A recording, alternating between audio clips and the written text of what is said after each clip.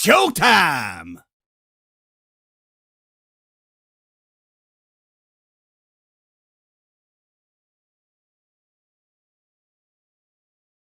Oh, yeah. Ladies and gentlemen, stand to your feet and make noise for GRESH Unleashed! Let's go! When the club go around here, I'm the cactus. Bang, bang, gang, I don't owe you jack. When I'm in the ring, it's just me and my best friends. OC cutting no slack. Hollywood Miz, you can put me on the A-list. GRESH Unleashed, better put it on your playlist. Me and my fam be ballin' like the Bruce. Fight night, baby, hard hitting like Sheamus. Family first, yes, bloodline business. Winning all the gold, look at how they witness. I was taught to be the greatest. 1,000 days I'm running, check out the book of Guinness. Coolin' with the baddies in the baddie section. Guarantee you they ain't jaded. Heal you baby face, I ain't feeling your gimmick. The fans think it's overrated. Brock Lesnar on the beast. Eat, sleep, flex, and repeat. Whole new swag with a price on the tag. Coming live from the west to the east. Better recognize on the mouthpiece. See the power level gotta increase. Bringing content on a daily. Feeling like GRESH Unleashed. Greetings and salutations, ladies and gentlemen, boys and girls, non-binary pals, baby mamas, baby daddies, and everybody in between. Welcome back to the GRESH Unleashed podcast. This is episode 65 of this illustrious show. Joining you as always is the voice that does the most, the purveyor of mischief, Gresh. And joining me as always is the main man, the voice of the Unleashed anthem, my right-hand man, my partner, Mr. Highlight Real. What's good with your brother? What's going on, ladies and gents? Good, all fellas and ladies and all. What's going on? It's WrestleMania week, baby. Ooh, say it again, baby. It's WrestleMania week, my brother. So you know we had to do what we had to do. Usually we are live every Tuesday at 10:15 p.m. Eastern Standard Time, but this week we had to forego that because we are preparing for WrestleMania.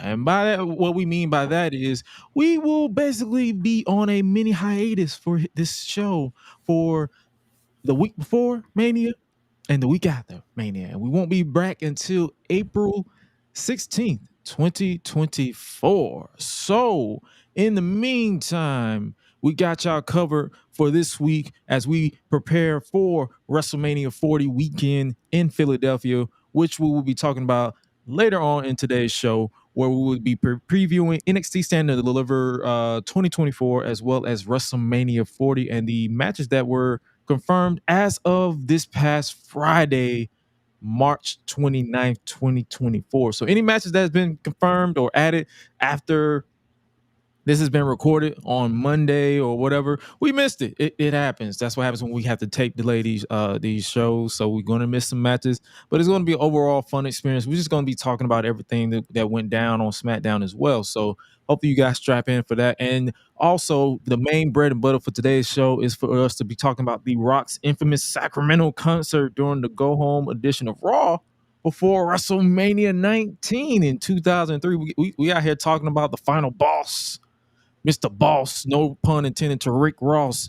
But we talking about this man right here, The Rock, in 2003 and to 2024. So this will be a fun time to talk about. But man, overall, before we talk about this, what did you think about this show?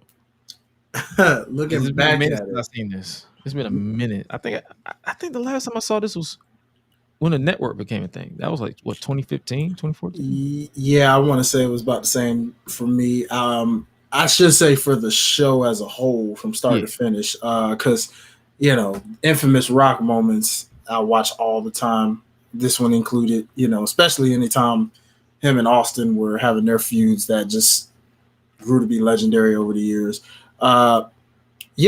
Interesting, especially when we revisit some of the non-aged well moments, if you will. And I'm probably missed some because I just zoned. Like it was a few times during the show where I zoned out. I was just like, "This is so 2003." Oh yeah. It was very 2003, and it's like all I can say was, man, 13-year-old me remembers this too well. And that's about it. I don't think I watched this live because keep in mind, there was a gap between when I was watching wrestling full time. I've seen clips here and there when I was growing up, but from 2000, I believe, 2001 to 2006 is when I just didn't watch. So I didn't watch this live at all. So it's like a lot of stuff. I was like, I didn't really process this type of stuff until YouTube really became a thing. So like 2008, 2007, when people start uploading clips. So I saw clips of the Rock concert and all that stuff, and I'm like, oh, this is ass. Yeah, this was like my golden era. Because believe it or not, Ruthless Aggression era was actually the era I watched consistently live because that was when I actually had cable. The Attitude era, I didn't have cable for, so I remember more the SmackDown side of the Attitude era than the Raw side. So a lot of that I had to go back and watch through the network or clips and different things like that, where I was like, wow, I didn't know that happened. I was like, so yeah, so anything from this era, I'm gonna remember it start to finish mostly. Like, yep, I remember that. Oh, I can't forget that one. Oh wow, that didn't age well. Oh wow, I forgot all about you. So yeah. Man. But before we get into the retro review for this week, I believe we don't have any information or news as far as what we got going on. Make sure you guys check out the main YouTube channel, youtube.com/@GRESH. I have been trying to release my Rise content quicker, but my editor, I believe he is going through some changes with his laptop, so it's more so on him. But he's been sending me some stuff, so whenever he sends me the final product, I'll upload it. So like I'm like content will be consistent, like I've always said. But sometimes when you're trying to, I guess you could say, open yourself and not overwork yourself like I would, because if this was last year, I would have been trying to release videos left, right.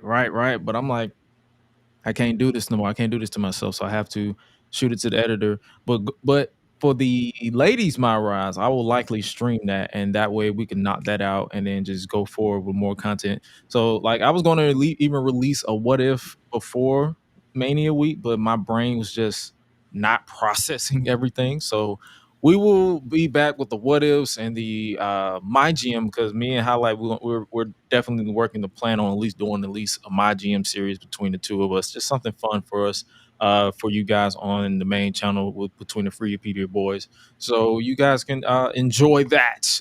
But it's, and I tested it out on YouTube. It's pretty much the same as last year. So with a few tweaks here and there, that they added some stuff to it. Universe mode, they still don't care about that at all. But as far as my GM, that'll be something fun for me and him to do. Like we can always dress up and like do something crazy, like words up, down, down, since they, in my opinion, are the catalyst for the concept of how you do my GMs in the modern era, as opposed to what we did when we was coming up. Like coming up, we just played through it. I didn't really know what I was playing through when I was playing it in the SmackDown versus Raw series anyway. So yeah. So, but yeah, this will be fun. Like we will definitely do this because the game just came out, so the game isn't gonna like age out until next year. So we have time to do that. So even if it's during the summer, we're gonna get you guys the content coming. And it's like the what if series. When I do have, since I do have an editor, even with our my GM stuff, I'm gonna send that to the editor so that way I can focus on what I'm focusing on, but while also making sure the content remain consistent. And also shout out to the Patreon, patreon.com/Gresh Digital. We appreciate you guys for your continued support over there.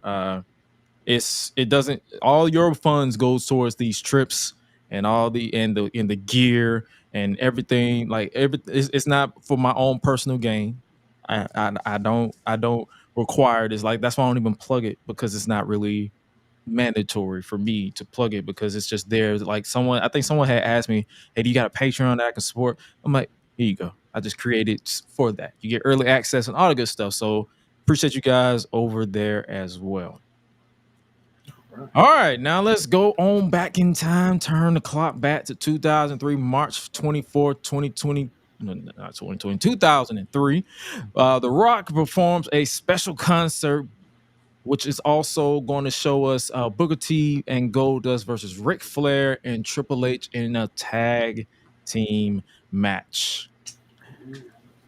Okay. So we started off the show. They opened the show with Lillian Garcia singing the national anthem. She always sounded good to me. Like she always sounded great to me, in my opinion. Now they have Samantha Irvin, someone I feel they should have sing the national anthem at Mania this year because she's a great vocalist, in my opinion, from the clips that I've seen of her. So it was basically pro USA 2003 with like 2 years shy of 9/11. So you already know. Yeah, that was super, super patriotic back then. Yeah, if you weren't from America, you got a little USA chant. USA, USA. Christian got a USA chant. Lance Storm got a USA chant. Who else got a USA chant? I don't know. I'm surprised Kane didn't get a USA chant, but then again, he wasn't from France there. So yeah.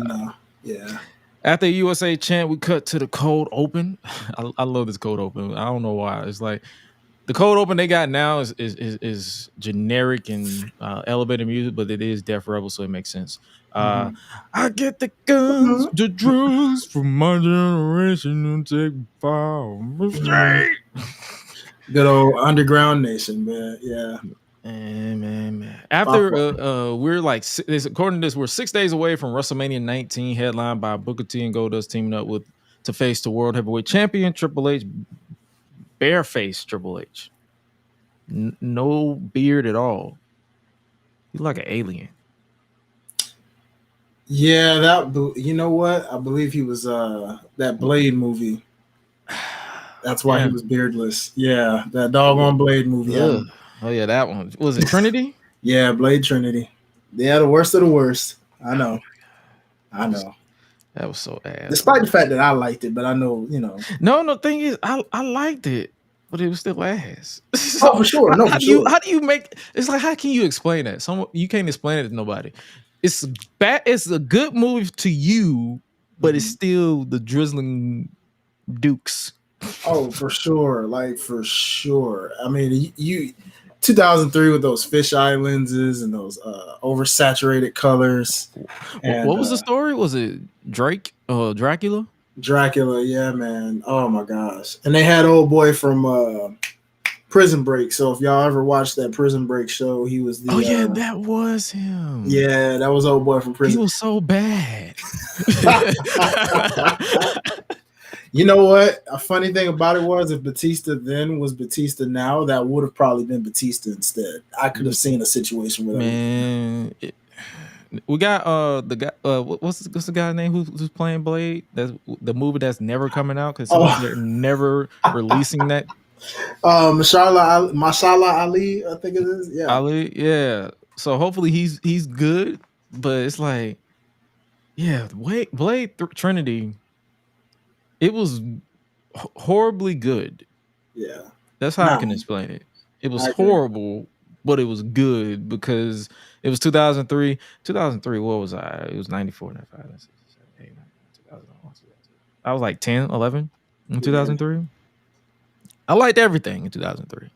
Me too, brother. I was the same way. It was like 2024. Awesome. Absolutely not. Everything sucks. No, yeah. You look back at it, you're like, wow, I can't believe this is something I thought was awesome. You know what I'm saying? Like, they're still the ones that, like you said, they're good to us, despite the fact that they didn't age well. But that's about it.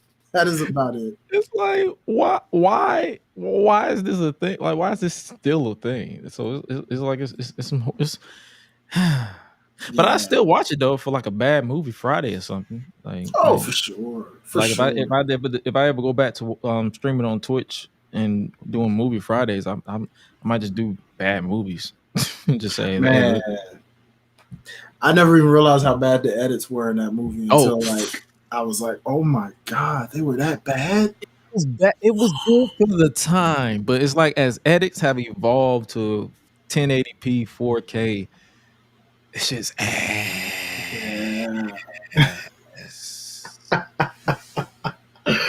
Oh, good times, 2003. Good times. Especially the vampire faces that they had. Oof. Yeah. So we stuck with bareface Triple H throughout this entire show. Of course. Ew. The next up, the show actually officially kicked off with Stone Cold Steve Austin as they hype for his match with The Rock has reached a fever pitch. So we basically got Stone Cold, little Stone Cold with the jorts and the whatever. Which version of Stone Cold shirt was this? Was the beer or the unleashed hell or something like that? Yeah, I think that was the Unleashed Hell. I think. Yeah, he was basically out here just harassing everybody. He was flipping off Charles Robinson. Like, oh my God. He was just like, yo, because it's supposed to be a match, and he was like, man, oh yeah, here's this for you. Fuck you. Man, listen, the level of absurdity on Charles Robinson's face from that moment of like, oh, excuse you, sir. Like, what did I do to you? You know, it was hilarious. I was dying laughing. Like, Charles, man, you played that off well, and I believe he's still in the game with it. So, like, hey, props to you, brother. Oh yeah, he got longer hair now. He's like, I think he's the senior referee now. Yeah, him and Michael Cole were like the last part of our childhood, really. The ruthless aggression Yeah. era. Yeah, everybody else is new. That's literally crazy, bro. Stone Cold is pissed about The Rock giving him a rock bottom and a Stone Cold stunner, and basically holds up the show until The Rock gets his ass out there.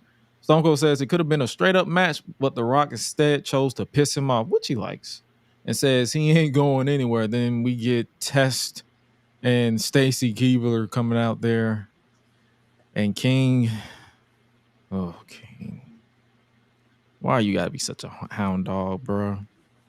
What is your issue? What is your issue, sir? Yeah.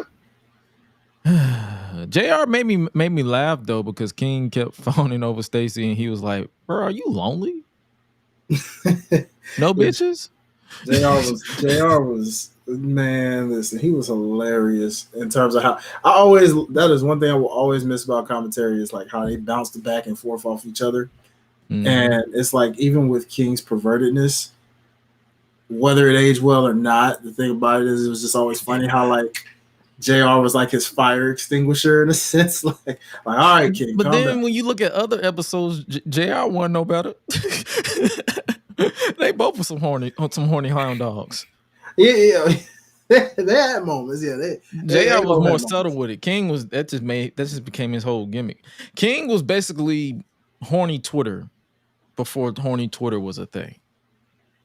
How every time they wake up, they just horny about everything. Everything's perverted.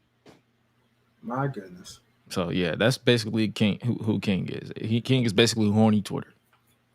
Yeah, that makes sense.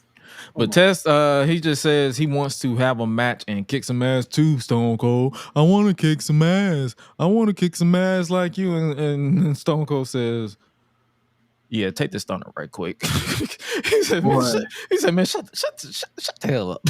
I don't care. Oh, man. Yo, the level of how many times I used to love Austin just randomly stunnering people. And it's funny because we talk about dumb baby faces. That's the example of a dumb baby face, because I do believe Tess was a baby face in that moment. Yeah, he was still a baby face here. So it was like, why the heck would you interrupt Stone Cold Steve Austin of all people? Now you know how that's going to end for you. Why would you do that? Why?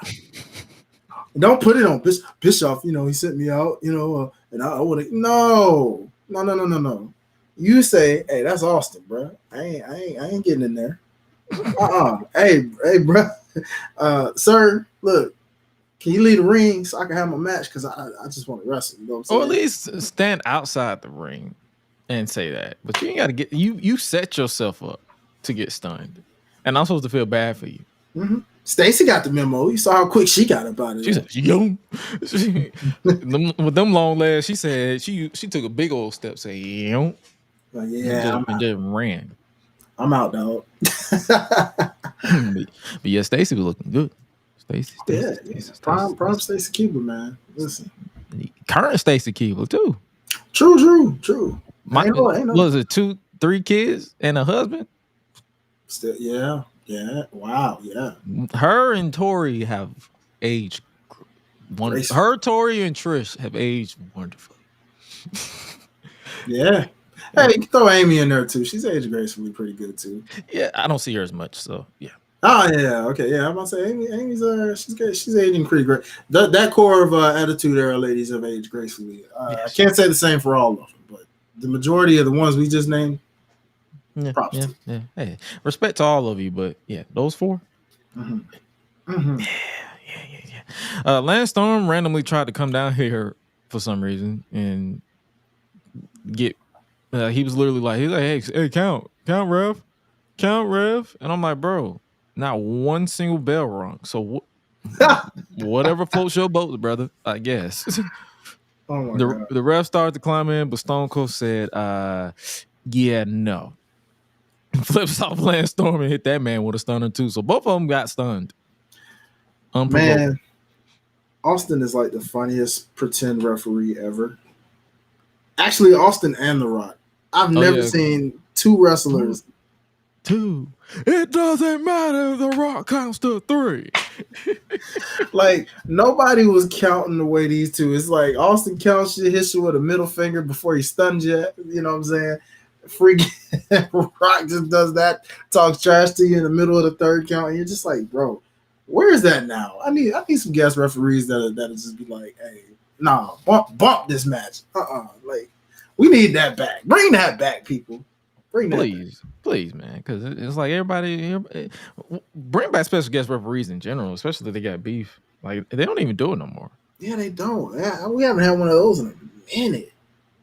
So I'm gonna need y'all to bring that back at least once or twice. Eric Bischoff's music plays, and out comes the general manager alongside a bunch of rent-a-cops from Sacramento. It's basically a restraint. He got a restraining order banning Stone Cold Steve Austin from the building. Black hair Eric Bischoff just blows my mind, especially finding out he was dyeing it. Wow, he said that would explain why that joint was so shiny, bro. Like, and it's crazy too, because the more I think about it, that wasn't nothing but Vacant telling him to do that. And you know why? I'm gonna tell you why. Because I do remember now. I think about it in WCW. If you look at WCW the last few years, he was great. Yeah. And it was just like, now, when the heck did you get your black hair back? That doggone Vacant. They said, nope, died. Not that bitch. It's crazy that Vacant never wanted people to show gray hair, yet he showed gray hair all the time. What? Make that make sense. You can't. What the? You can't. Man. You can't. Wow. Yeah, you can't. Can't at all. But yeah, this was basically get Stone Cold out of the building. Stone Cold obliged, so that was pretty much the segment there. That was actually pretty fun to open that way. It was, despite that one random woman officer. That was literally my note. I was like, why did they have their only one female officer? She was the shortest one there. Like, shortest one. Like, and she looked like somebody's child standing next to everybody. I'm like, what is happening? I'm supposed to be scared of you, but then again, I can't say that because some of them short ones are lethal. For sure. But it was just weird. It still was funny. It's like you can get like 2 more random women to balance it out. We all know they rent a cops, so like at least balance it out. But nah, they just say, yeah, we're gonna just gonna have one random female just chilling right there. Man, it's like, all right, you got it. The actual first match of the night was a mixed tag team match as Trish Stratus teamed with Jeff Hardy and whatever that entrance was. I call that the that's the Rave Jeff Hardy era. So Rave Jeff Hardy was definitely something, looking back at it. He had all that rave face paint going on, and of course we know that was Substance Jeff Hardy, like a mofo too. That was at his peak. So Rave Jeff Hardy was a whole different. You could tell he just didn't care. He was just vibing. I'm on something. Yeah, I'm high and vibing. I'm high, I'm vibing, and I'm feeling the crowd. And they loved it for the most part. While also it was interesting because he was a mid-Carter-ish, so it wasn't like he would have gotten the push he got in 2009 is the push he would have gotten then if he wasn't so piped up. I feel like that's just the tale of Jeff Hardy in general. It's like everything that he could have got would have happened, if he wasn't so doped out of his mind. I agree, man. But they teamed up to face Stevie Richards and Victoria, the women's champion.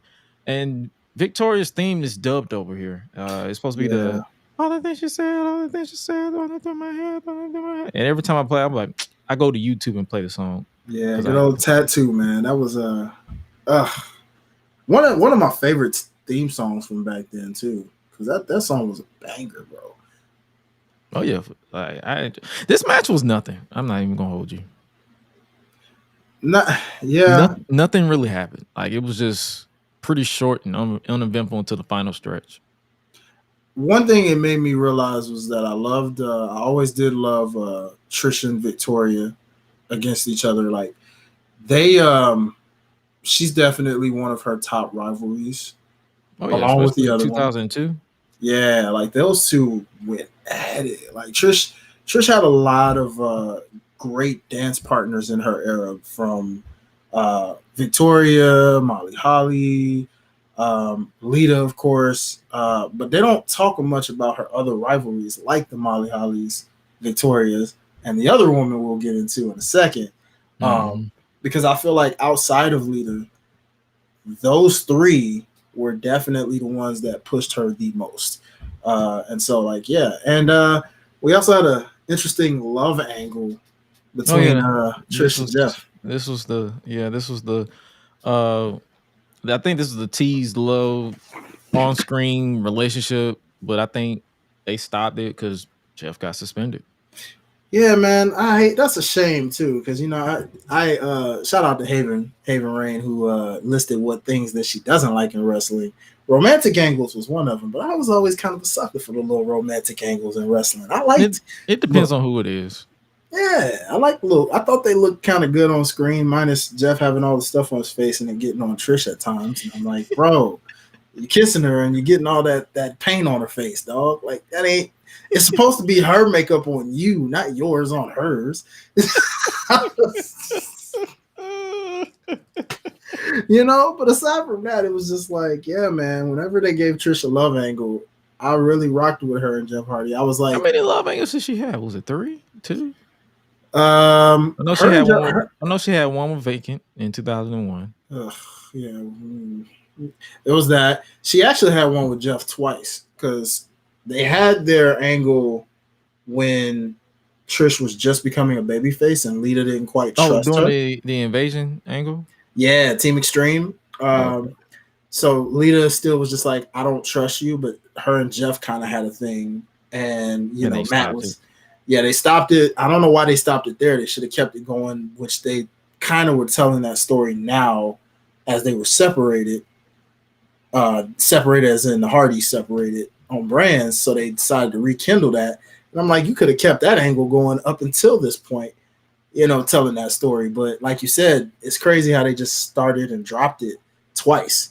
And then The Rock and her had like a little love scene, but I don't know if that really counts.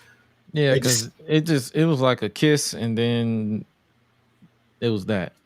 Just that. I think they had a match, a mixed tag match, and then that was it. Yeah, so it was just kind of like, but Trish, yeah. Oh, well, no, Chris Jericho. Oh, yeah, the Chris Jericho heel turn in 2004. Yeah, I forgot they had a little. And then they had, I think she had one with Carlito before she retired. The first Did time. she? Oh, in 2006. I have to go back and look at that one. I think she did. It was like right around the summer, right around the time it's like it was like during the summer is when they just we ain't got nothing for you, so go fuck. Yeah, man. Oh boy. That was literally Trish Stratus's side missions, was just go make out with him, and him. And her with Mickey. So I guess that you can count that as a love. Yeah, that was one of those crazy love angles. Yeah. So okay. Yeah. Trish kissed a lot of people. Vacant. How dare you? Yeah. Like I said, this match was pretty much over and done with Trish picking up the win over the women's champion. A lot of champions were getting pinned today. So yeah. I noticed that. So I already knew all y'all was gonna lose. Vacant had a no. In this instance, Trish didn't lose though. Oh, she actually ended up winning her match at Mania that leading up to this Mania. So, yeah, that makes sense. Yeah, they were about to kiss at the end there, and then our girl Jazz said, "Yeah, enough of that shit." oh, Miss Jazz, man, such a spoiler for everything. She was like, "Bump that, no, we fighting." She said, "Nah, it's on site." And she kicked everybody. She said, even Victoria. She said, "Man, what you doing? What you yelling for? Shut up!" Because Victoria ran up and started yelling in Trish's ear. She said, "Bitch, shut up." Left them both land. And that was the visual that we got, and I was like, and no, this was the visual. I was like, when I saw it, I was like, yeah, you not winning. You definitely not winning, because they just said, yeah, we do not care. You're going to lose. You're gonna look dominant today, but you're gonna lose on Sunday. Fun fact: Jazz has a 1-1 record at WrestleManias. She won. She lost this one, and she won at WrestleMania. She retained her title at WrestleMania 18. Oh, and she never wrestled at Mania again. Yep, because she wasn't at 20, and yeah, we didn't see her anytime after that. So she's 1-1. Nice, perfect 500. So that's right down the middle. That is crazy. It is, isn't it, bro? That's why I'm just like, what? Dang. But then again, Jazz was just ahead of her time. Like, she was, you can tell that she was the right fit for the business, but the wrong era. Yeah, man, I can only imagine if she would have been around right during that, like, Beth Phoenix, Natalya, Divas era. Mm-hmm. That would have really changed the tone. Even though she was, but they just didn't want to bring her back then. So, because she didn't really technically retire until 2020. What, 2020? Mm-hmm. Yeah. So she was still wrestling. They just didn't want to do nothing with her or her husband. So that's wild, bro. Willie Mack. Let me show him his respect. Willie Mack. Rodney Mack. Willie Mack's on the Indies. Sorry, I'm tired. It's okay. Rodney Mack. It's a Mac. Oh, I love it. I love My it. bad. It's Rodney Mack. Rodney Mack. Let's go with that. I don't know why. Why did I say Willie Mack? Because he's on the Indies. You know, that's Chocolate Thunder. You know, he be doing his thing out there. And I just saw a video of Willie Mack. That's probably why. Okay, yeah, Rodney Mack. It's a Mac. I got the last name right. He did. So there's my bad. Next up, we had Eric Bischoff was on the phone till Coach came in and told Eric, Coach with hair just throws me off because I'm so used to this man bald. You know, I remember Coach with hair. I do. Same with The Rock.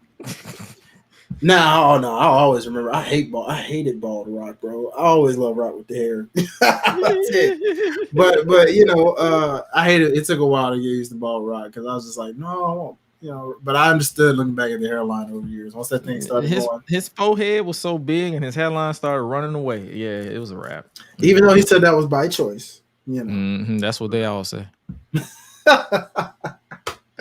Oh boy, but yeah, man, that's what they all say. But yeah, Eric told him something going on with security. Then we go to Goldust looking at Tori Wilson's Playboy magazine, and I understand Goldust. I completely understand. Of course. I completely understand. Send me a copy right quick.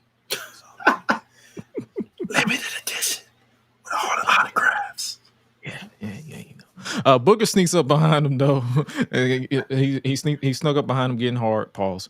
And asked if he was ready for tonight before Goldust went on quite the glitching tirade. Did it. I'm like, oh, this happened after he got electrocuted. Mm-hmm.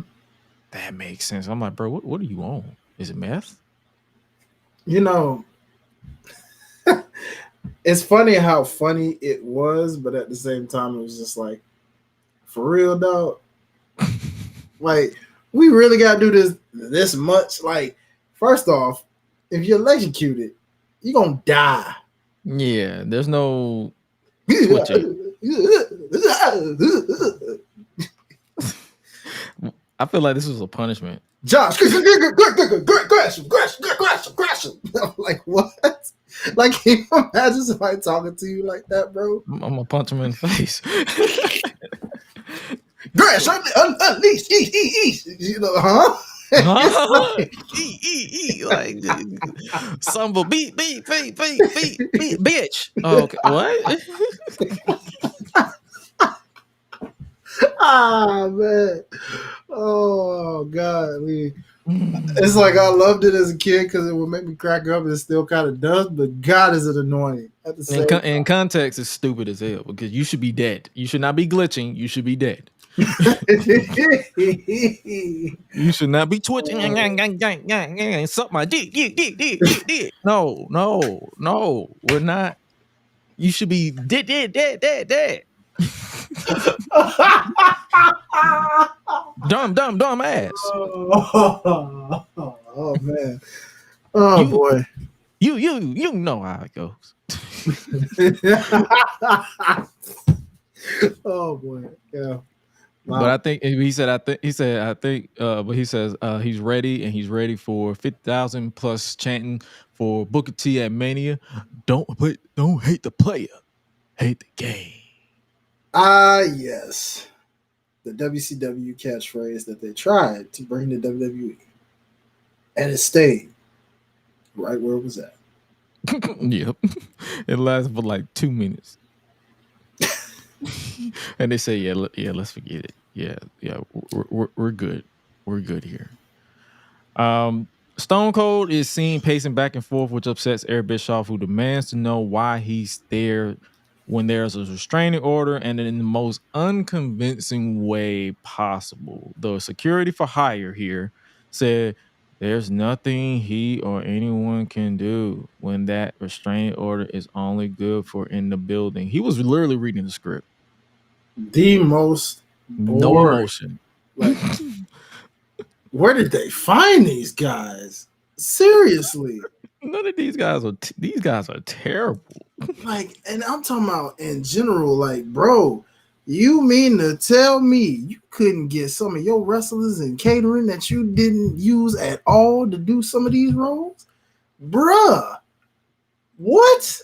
These randos that was just trying to make this little quick extra buck. Man, listen. I'm so glad we've evolved past that. Nah, for real. That okay. I'm glad everybody who does extra work are actually trying to act and actually understand that, hey, you're in a movie, you're trying to sell people on this fact and not try to bore them to death with your bland reading of a line. Man. Yeah, brother. That's yeah, nah. I was just sitting there, I was like, yeah, you're fired. I was like, yeah, we're never bringing you back, you bland bitch. No, we're not doing that. Basically, Eric says he will make Stone Cold's life a living hell and wants Coach to actually go tell him that. And Coach gave him that look like, excuse me? You want me to do what? You sure? And then Eric did the whole, if you do it or you're fired. And he was like, God damn, I guess I gotta do it. Shit. And Stone Cold was just chilling in his truck the entire night. He was just vibing and chilling. He was just like, yep, we got this. We got this. It's gonna be Gucci. Minding my own business. Next match we see, it is the Big Papa Pump Scott Steiner, the big bad booty daddy, going 1-on-1 with Christian. Let me do that properly. Christian, I lost your.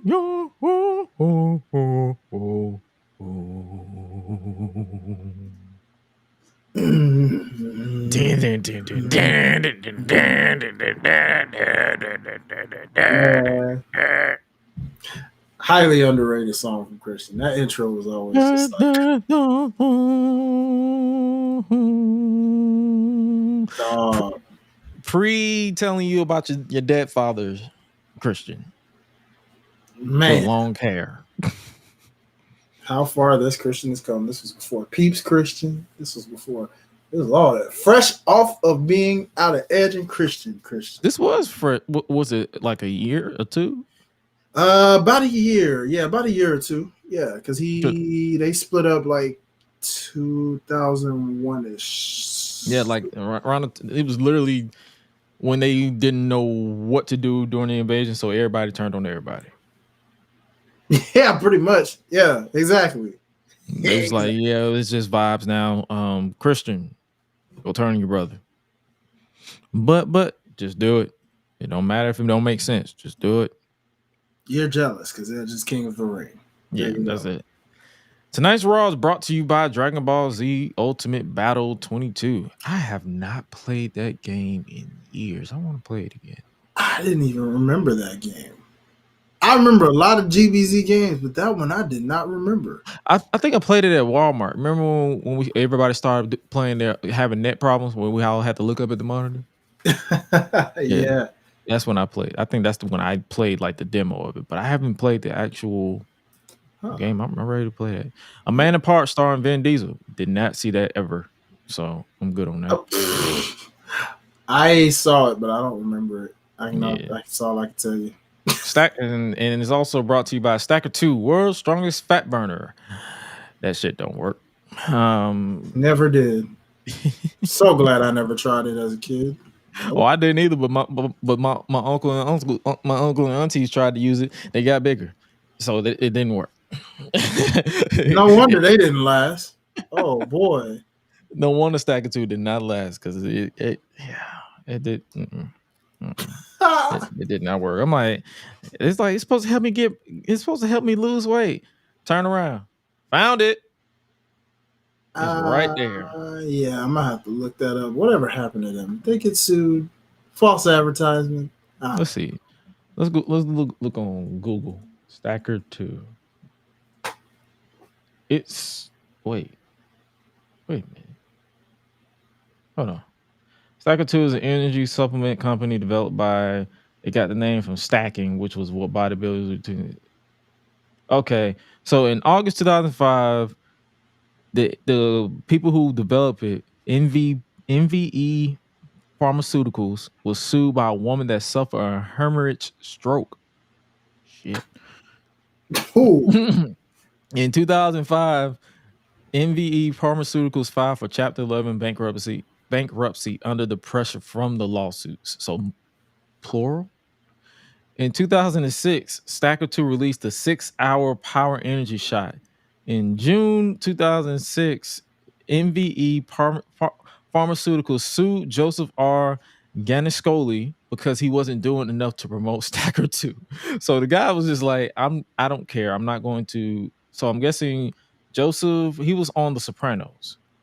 Okay. He played Vito Safor on the HBO series Sopranos. In 2010, it was the second best-selling energy shot behind 5-Hour Energy. In 2016, it lost a $22 million lawsuit against the plaintiff, 5-Hour Energy, which accused Stacker 2 of infringement on its trademark. So I'm going to assume that Stacker 2 no longer exists. Wait, hold on. Oh no. Doesn't? Oh, it's still. Wait, it's still here. It's still around. No one just talks about it. Yeah, but it's still around. But they got a lot of lawsuits, so don't nobody really go for it. They're like the Monster of energy drinks to me, because I refuse to drink a Monster. I don't blame you, brother. More props and power to the people who do. Because I remember working at Walmart. When I worked at Walmart, it was literally I work in graveyard shift. It was like 10 p.m. to 7 a.m. Mm-hmm. And one of the guys who was working there, he was geeked off of Monster. And I'm like, bro, please, for the love of God, blink. Why are you not blinking? Are you okay? Are you breathing? Are you a zombie right now? Is this a zombie apocalypse? Oh, no. Why aren't you blinking? He just looking at me the entire show. Oh no. How many did this man have? 4.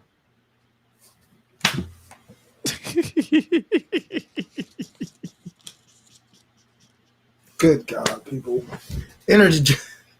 See? I drink energy drinks because I drink the dragon fruit green Red Bull. It keeps me going, but I don't drink it often.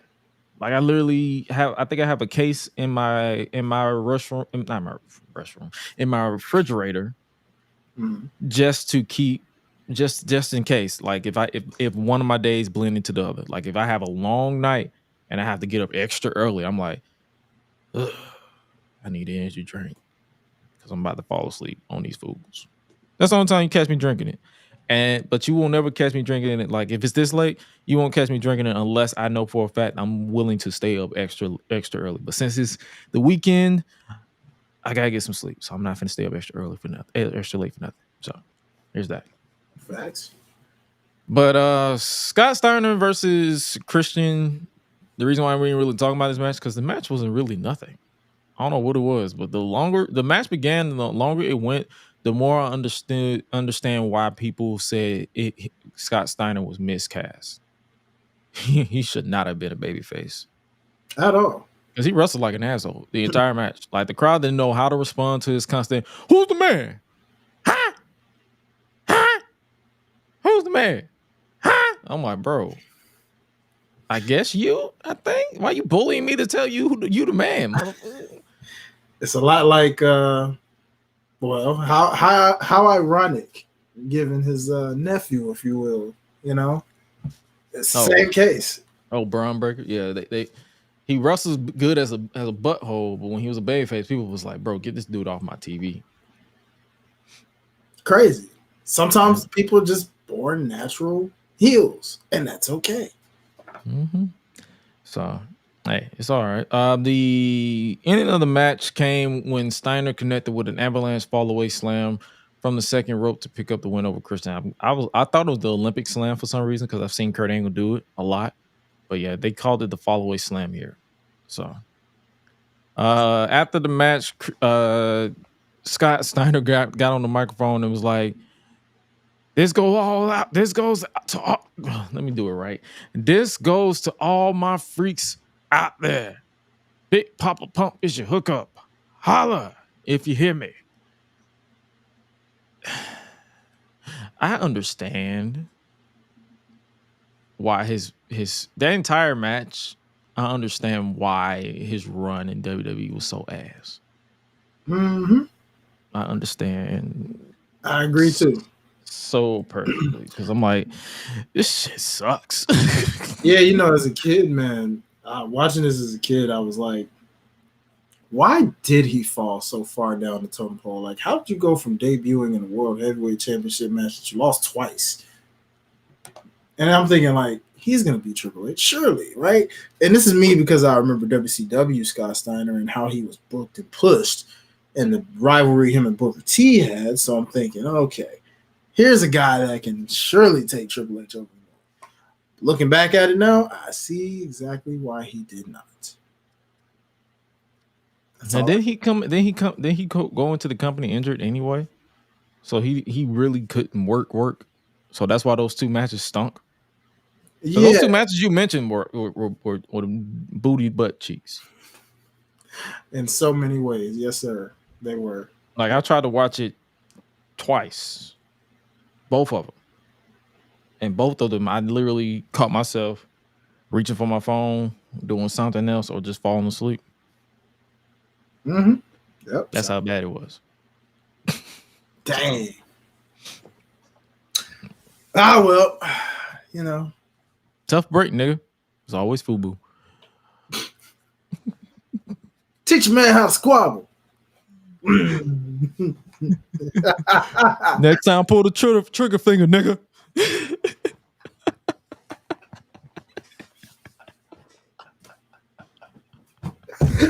Oh man. Coach goes to tell Stone Cold Steve Austin what Eric Bischoff said outside, and Stone Cold just stares a hole through Coach, which was message enough for the coach to say, you know what, blood? You know what?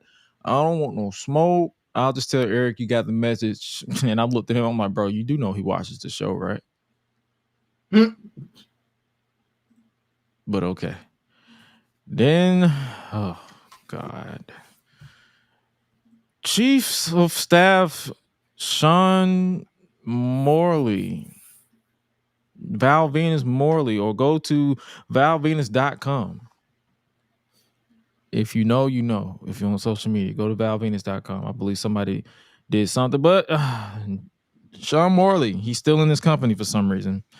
Announces that due to William Regal's illness, that he and Lance Storm is no longer the World Tag Team Champions, and instead, thanks to Eric Bischoff's influence, the new champions are Lance and Morley. Wow. Yeah. That leads to RVD and Kane to walk up and challenge them for the tag team titles at WrestleMania, but Morley says they didn't have time to prepare, but instead they should face the newest members of the Bischoff-Morley administration, the Dudley Boys. And then for some reason, Kane started talking normal, and it caught me all the way off guard. I'm like, bro, why are you talking so not monstrous? By that point, I think the only thing I can say is because we knew he was so ready to unmask, which he eventually did down the line. I guess he was just kind of like, yeah, bump this. Because he felt like his character was getting stale. Maybe that was kind of, you know what I mean? Kind of explained it a little bit. Of course it was getting stale. It was mid. It was like after 2001, they didn't know what to do with that man. After the Brothers of Destruction broke up, they were just like, here's Kane. Yeah. Then he got injured, came back, pro-America, and then they didn't know what else to do with him after that. See, and that's what was so dumb, because Kane, what does Kane care about America? Kane's a whole psychotic monster out here. What does he care about America for? He don't care about that. He just wants to destroy people. It's that simple. America. Oh, beautiful. Oh, say she spy. Oh, river. Yeah. I don't even know the words. Oh, America. Only thing I'll say about that era of Kane is it's the only time we got Mass Kane with that slow chemical entrance theme. America. Oh boy. Nonsense is for me. Oh boy. And watered down. Let us not forget watered down in RVD. Oh yeah. Yeah, bro. Whatever. Totally. I mean, dude. It was just like the stereotype. The stereotype was so real. Just like, huh. Okay. Totally. Right on. It's like, okay. That's what you think of him. Okay. Cool. After that random ass segment, because that's basically set up the I guess you could say the main event for tonight, because that was the tag team #1 contenders match. We then cut to bareface and long hair Triple H again, and Ric Flair, still looking 95 years old, walking to the ring as they prepare to face Booker T and Goldust in the tag team match. I used to wonder, why did that man wrestle even back then? That man was looking old in 96. We did a review on 96. And I'm like, bro, you look the same as you did in 2008. Mm-hmm. Yeah, you look the same as you did in 2024. You just old. Yeah, not once did I ever think. I was like, how old is this man? I thought that as a kid. How old is this man? Like, bro, you've been old my whole life and yours. I hated Ric Flair growing up. I'm not even gonna lie to you. I hated him because I was just like, who's this old guy wrestling? Who is this? And my goofy, I was like, bro, ain't this elder abuse? Something. I'm like, bro, what the?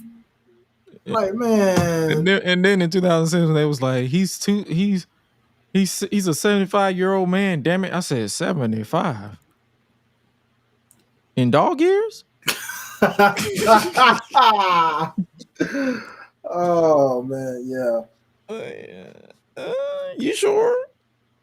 But I guess. Yeah, man. Something had to give. Yeah. Back from commercial break, they continue to hype up the Rock concert, and Stone Cold still hasn't left the arena. He's like, he just wanted to hear what this man had to say. Next up, it's time for the marquee tag team match. It will be World Heavyweight Champion Triple H, bareface, look like a swole naked mole rat from Kim Possible. Triple H teaming up with the Nature Boy, Father Time, more likely, Ric Flair, as he took on Goldust and the five-time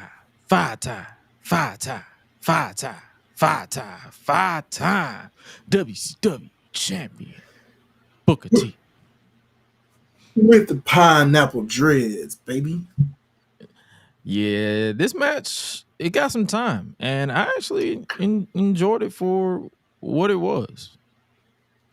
I agree, man. This was Booker T at his arguably the most over, depending on how you want to view it. As a baby face, I would say this was him as the most over.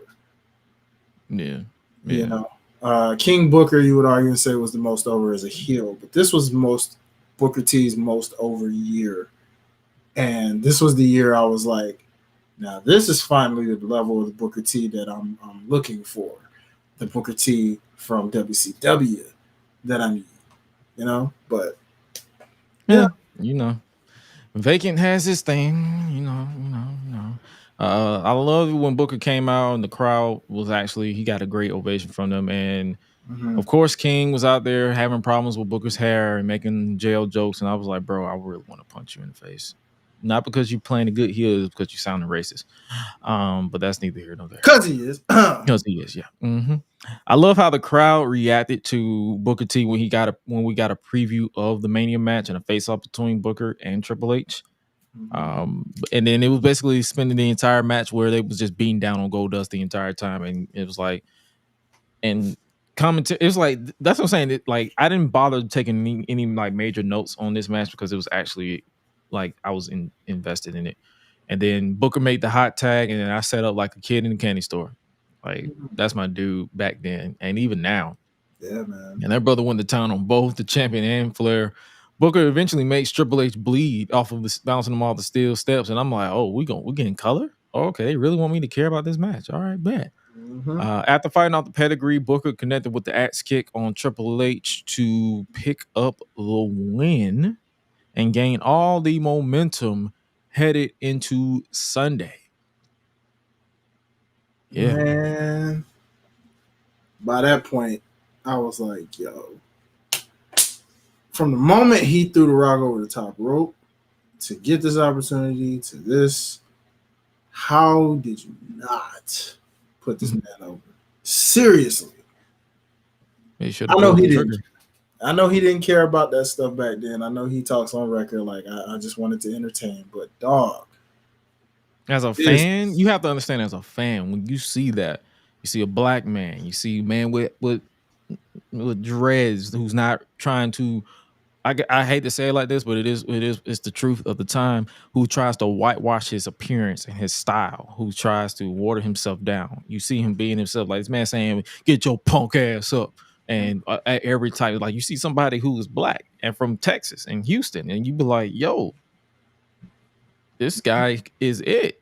And they just said, yeah, we're going to pass on that. And I'm like, you should have scratched the iron while it was hot, my boy.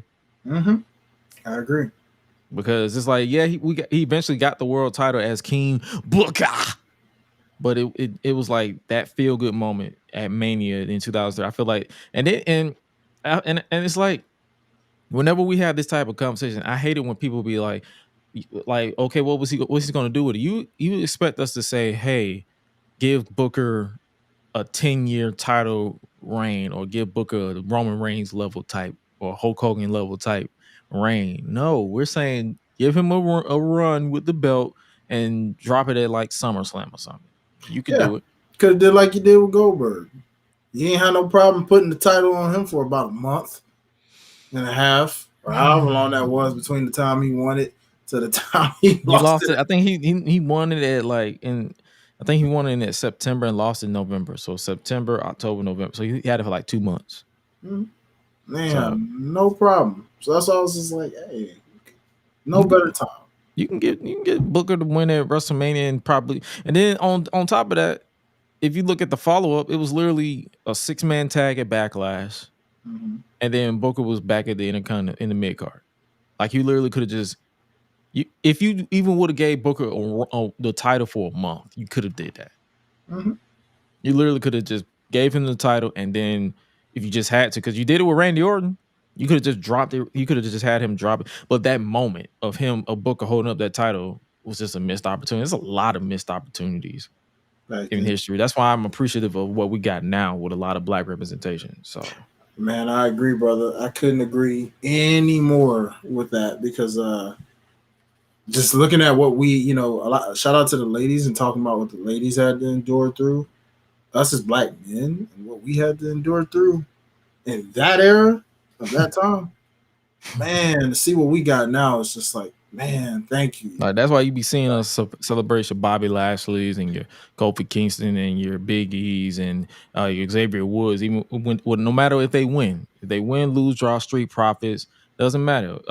Carmelo Hayes, Trick Williams, you see us hyping them up. We're not hyping them up for y'all people who likes to always say, "Why you always gotta bring Black race into it?" My nigga, it ain't for you. We're not hyping them up for you. We're hyping them up for every young person that follows me and my brand that has my same complexion. That be like, I look up to a Bianca Belair, a Naomi, a Jade Cargill, who else? Carmelo Hayes, a Trick Williams, a Kofi Kingston, Xavier Woods, the Street Profits, a Bobby Lashley. When they see that and when they see them in a prominent position, that's who I'm talking to. I'm not talking to all y'all. I'm not talking for all y'all. I'm talking for me and my people, me and my culture. Like spare me with all that. Yeah, facts, man. But yeah, man, that's just another like a what if when it comes to Booker T. After the break, down Triple H is staring at the title as if he's scared and his confidence has been shook with Ric Flair. They're basically trying to tell you that Triple H could lose his title. And Triple H, he was like, Ric Flair was like, you're the man. Triple H was like, well, nobody told Booker T that. And so, I'm saying it's a missed opportunity, nothing more for us to really talk about because it's just a missed opportunity. Next up, Chris Jericho comes out. Yes. In them weird ass pants. My sister came in while I was watching this. Came into my office while I was watching this, and she was like, "What the hell this nigga got on?" You know what? Checkered Jericho. Yeah, that used to. I can't even really explain how I used to feel watching that, man. I actually have some checkered shorts that I wore once just to remind me of the days when he wore that. It was like, oh yeah. This kind of gives me that Jericho vibe. There we go. Because he was the only guy I saw wearing stuff like that and somehow pulling it off, I guess. Oh, that shit was terrible. Oh, yeah. Looking back at it, for sure. Sure. That shit was booty butt cheeks, booty butt cheeks, booty butt cheeks, booty butt cheeks, booty butt cheeks. But they was basically using this as a way to hype up his pending match with Shawn Michaels this Sunday. Side note, which Jericho versus HBK rivalry is your favorite? 2003 or the 2008 to 2009 one? For me personally, I'm gonna go with that 2003 one. Mm-hmm. Only because I was a little checked out around that time of when they had that rivalry in 2008, 2009. See, for me is when I was really checking out of wrestling. Like I was watching it, but I was in and out because I was in college at that time. So I was kind of ripping and running where, yeah, I'd watch wrestling, but I was also kind of like, I catch it when I catch it kind of thing. So I didn't really just say to myself, I gotta watch it all the time. But that 2003 one, now I could always go back and look at the 2008, 2009 rivalry.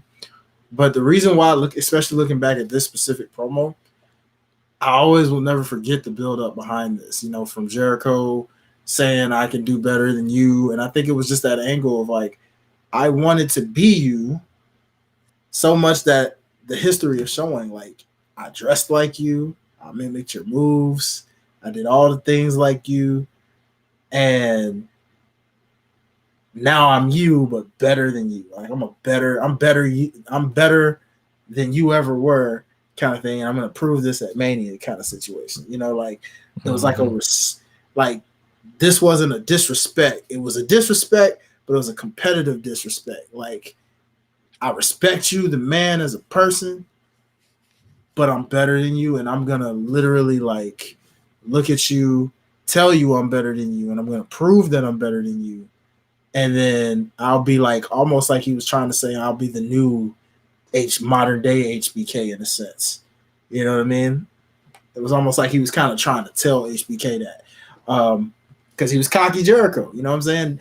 Cocky Jericho in that time was almost like a reiterated version of a cocky Shawn Michaels back when Shawn Michaels was feeling himself. You know what I mean?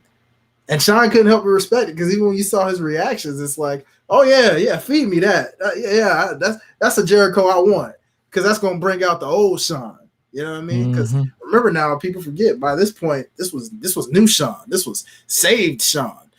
So, this wasn't asshole Shawn. No, of the 90s. Yeah, this was saved Shawn, y'all. So at the end of the day, imagine, this is saved Shawn.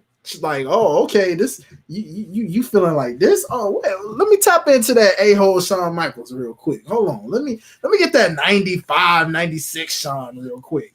You know what I'm saying? Just for you, because I see this the smoke you want. You want that Shawn? All right, let's go. Yep. You want disrespect? All right, let's give you disrespect. But I think I enjoyed the 2008 one because of the ladder match that we eventually got out of it. As far as matches wise, like and even the unsanctioned match that they had when Jericho accidentally punched Shawn's wife, for real. Like I thought it was. They say he actually accidentally punched her in the face. So the whole the personal vendetta of it was. It was one of my favorite rivalries, and it was also a song of the TV 14 era because after Shawn was left bloody at Great American Bash, that's when they started phasing out the adult oriented type of stories because it's like not too long. I think by that November they went full PG. Okay. So yeah, so that's what I'm saying. But as far as match wise, yeah, I enjoyed the 2008, 2009 one better. But as far as like story and like all over intensity, 2003 definitely takes the cake. But during this promo, Jericho starts talking about Shawn and says a lot has happened since he kicked him in the face last December. So they basically been building to this since December of 2002. So I like the longevity of that. And he basically said, "Hey, come on out here. Let's talk. Asking ye shall receive, and don't hunt what you can't kill." As Shawn Michaels makes his obliges and makes his way to the ring. Jericho says he wanted to be like Shawn Michaels. He wanted to be everything that Shawn Michaels. He's like, I wanted to be everything that you were. I wanted to be like you. I wanted to mimic you. They even showed footage, and I'm like, bro, you are such a fan. Mm-hmm. You are such a fan. Such a fan. It was like, I wanted to be the next Shawn Michaels. I wanted to be the next this, that, third. But you know what? I stopped. I grew out of that. I stopped trying to be the next Shawn Michaels and focused on being the first Chris Jericho. Side note, this was basically MJF's whole inspiration when he faced people he looked up to like Jericho and Punk. Like word for word, bar for bar. Yeah, like it's amazing how wrestlers just take from other wrestlers like that, right? Because you look back at that story, I thought the same thing when I said, MJF really just picked and plugged what Jericho said. Mm-hmm. Wow. And just flipped it. Wow. Yeah. That's wild. MJF is a fan like everybody else. So, Jericho then demanded that he admit that he's better than Sean before slapping. He literally just slapped. He just said, "Yeah, enough of this." He just slapped the taste out of this man's mouth, and Sean just laughed. He just like, "Is that all you got? Is that it? All right, bet." He slapped the shit out of him too. He said, "Man," he said, "Pow, pow."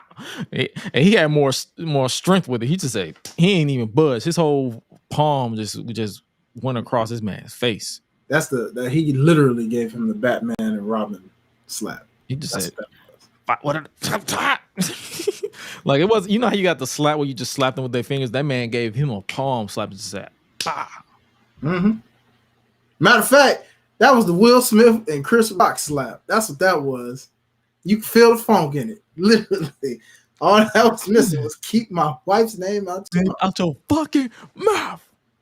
Yes. Keep my wife's name out your mouth.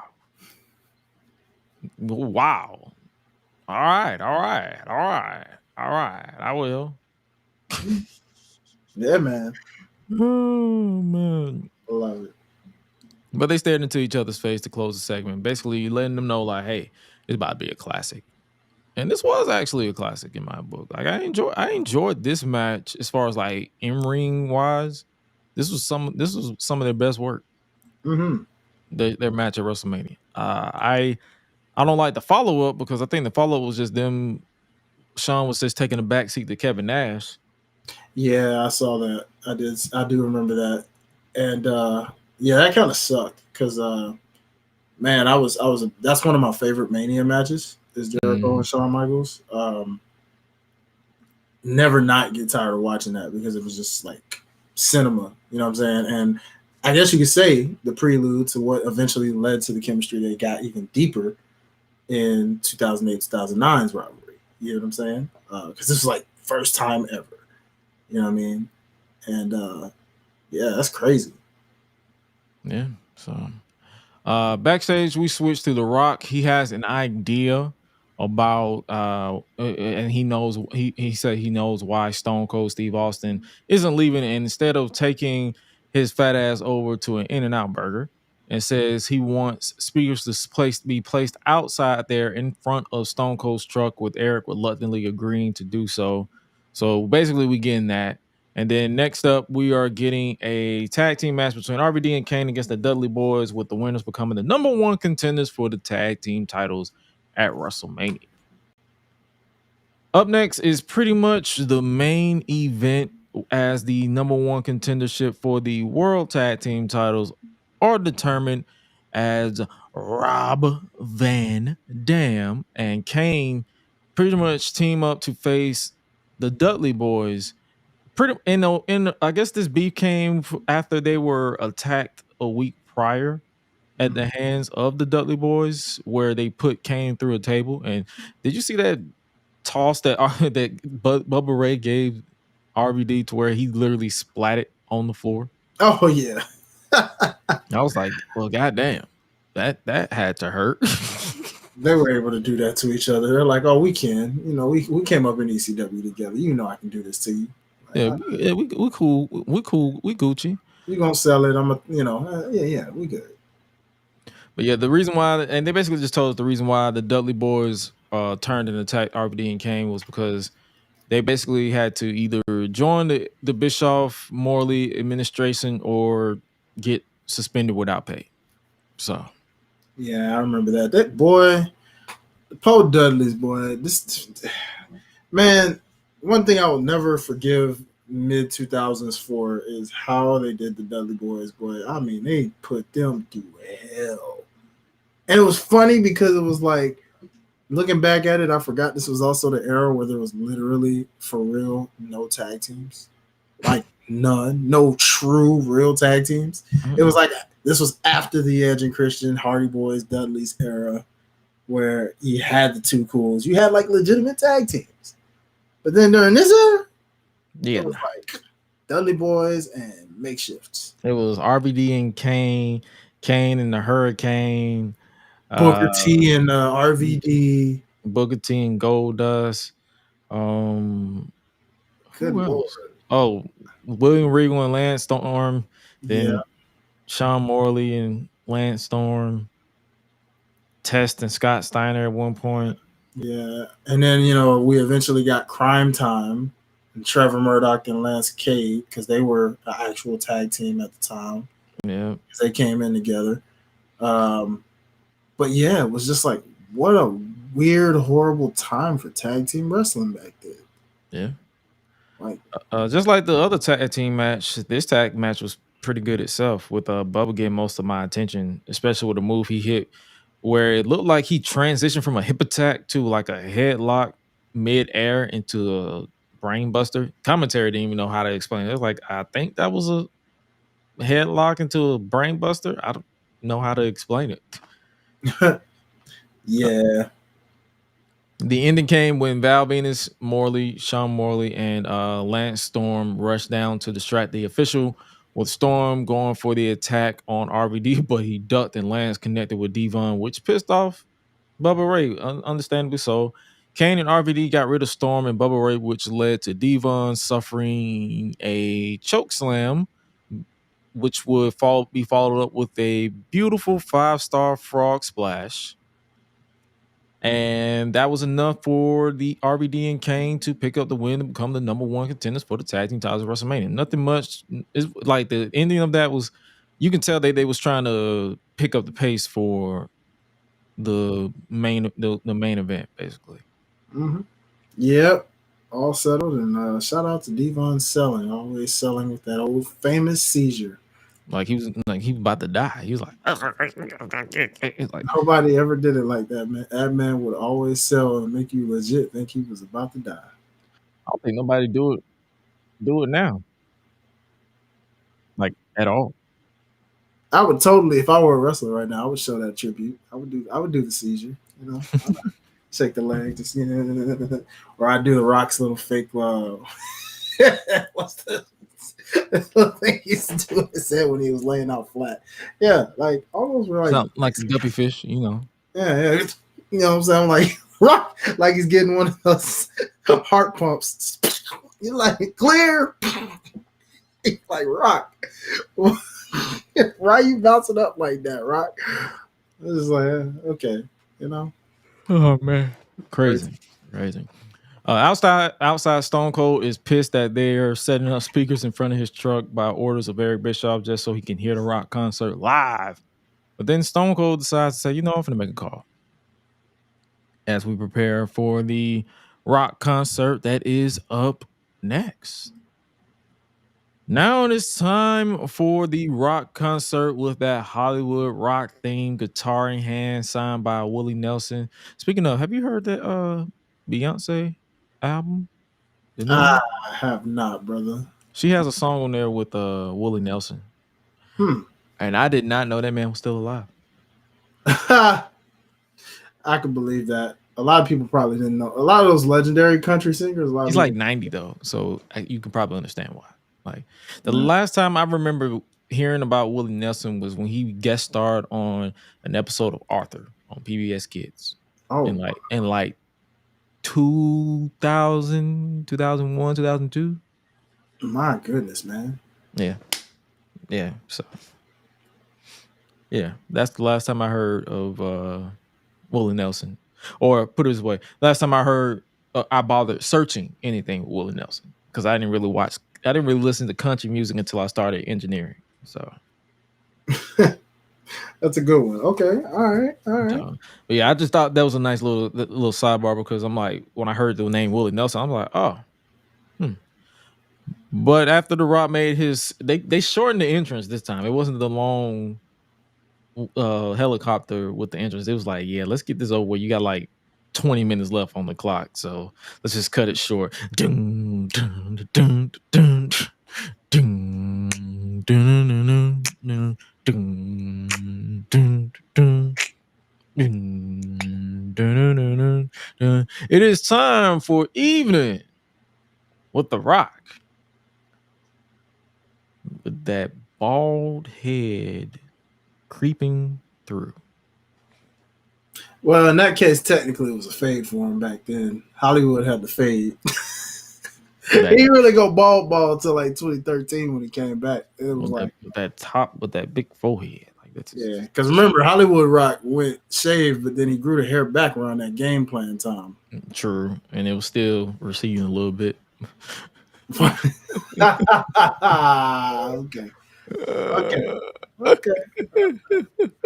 All right. The Rock says he's live in Sacramento and it feels good to be here. Says what's also good about being in Sacramento is that in about an hour, The Rock gets to leave Sacramento. I was like, sir, you ain't gotta do them people like that. Hey man, back then I could understand that. Yeah. So Sacramento Kings weren't great. They sucked. He said, thanks to my good friend Shaquille O'Neal, they called them the Sacramento Queens. And I'm like, I rest my case. There you go. But I was watching the Peacock version, and for some reason they cut out the actual concert. I was like, okay. So I went ahead and searched YouTube for the version in 480p that was uploaded about 13 years ago. So give it up for The Rock, ladies and gentlemen. That's what I'm talking about. I ain't gonna lie to you. If that was anybody else, that shit was ass.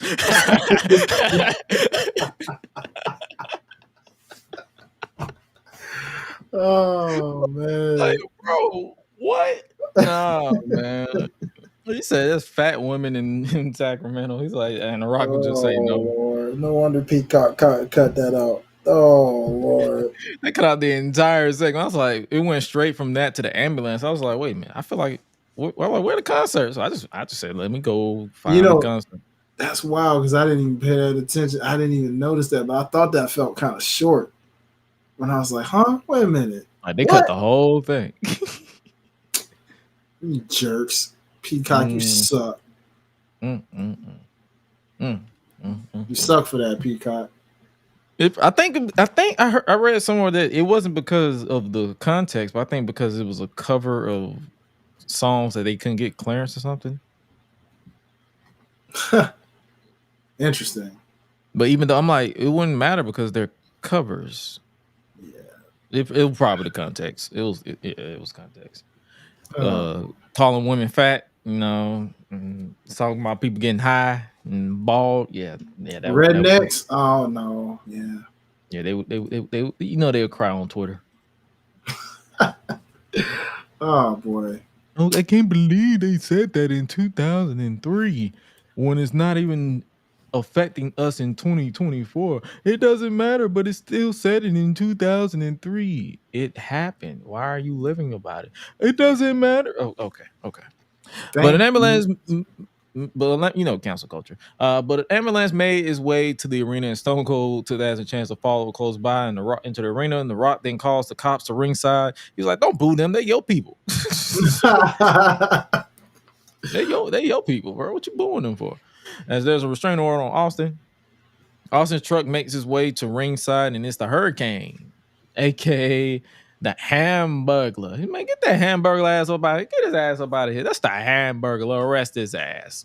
Get us out of here. Get him out of here. But it was a ruse, obviously, as Austin was hiding in the back, and The Rock goes to continue his concert as he doesn't know what's going on until it was too late. And Austin rushes the ring and goes to town on Rock, who's still mic'd up. By the way, so hilarious. So everything you hear is like,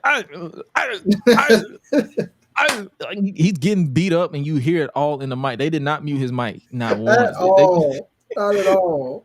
And that's what made it more comedy gold, because it's just like he probably was like, no, leave it. Watch this.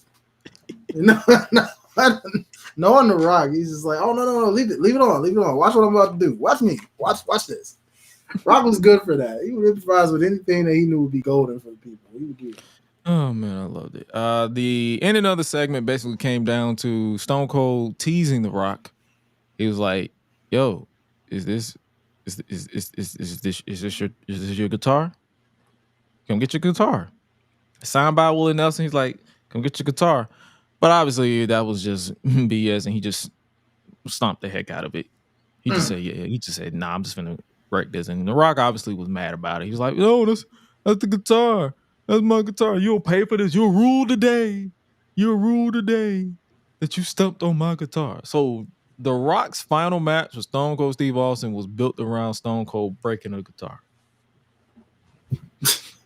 In hindsight, it's like, looking back at it, those, yeah, vacant, man. What can you say?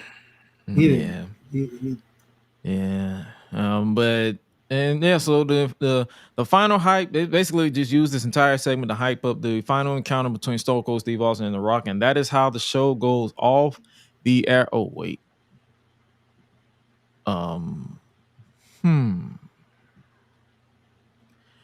there's bonus coverage of Hulk Hogan and Vacant's contract signing from SmackDown, and other bonus coverage of Kurt Angle and Vacant 2 segment from SmackDown as well. So, yeah, we're, you know what? We're not doing this. We're not doing this. Back up a taste? Just a taste. Just give me some room. Hey. Okay, the door's gonna slam about now. Yeah, so that concludes our retro review of Monday Night Raw from March 24th, 2003. Absolutely not, after all that they basically spent the rest of the broadcast begging us to watch and pay for WrestleMania 19. Yeah. So that concludes our review for Monday Night Raw, headlined by the Rock concert. Good times. Yeah, solid. All right, now it's time for us to, before we get up out of here, we got all these gnats from killing them left and right, but hey, it is what it is. It's time for us to basically hype up and look back on the upcoming show that is going down this weekend, WrestleMania weekend, and live in Philadelphia. Which event are you looking forward to the most? Ooh, that's a good point. You know what? I'm just happy that I can so much shit going on.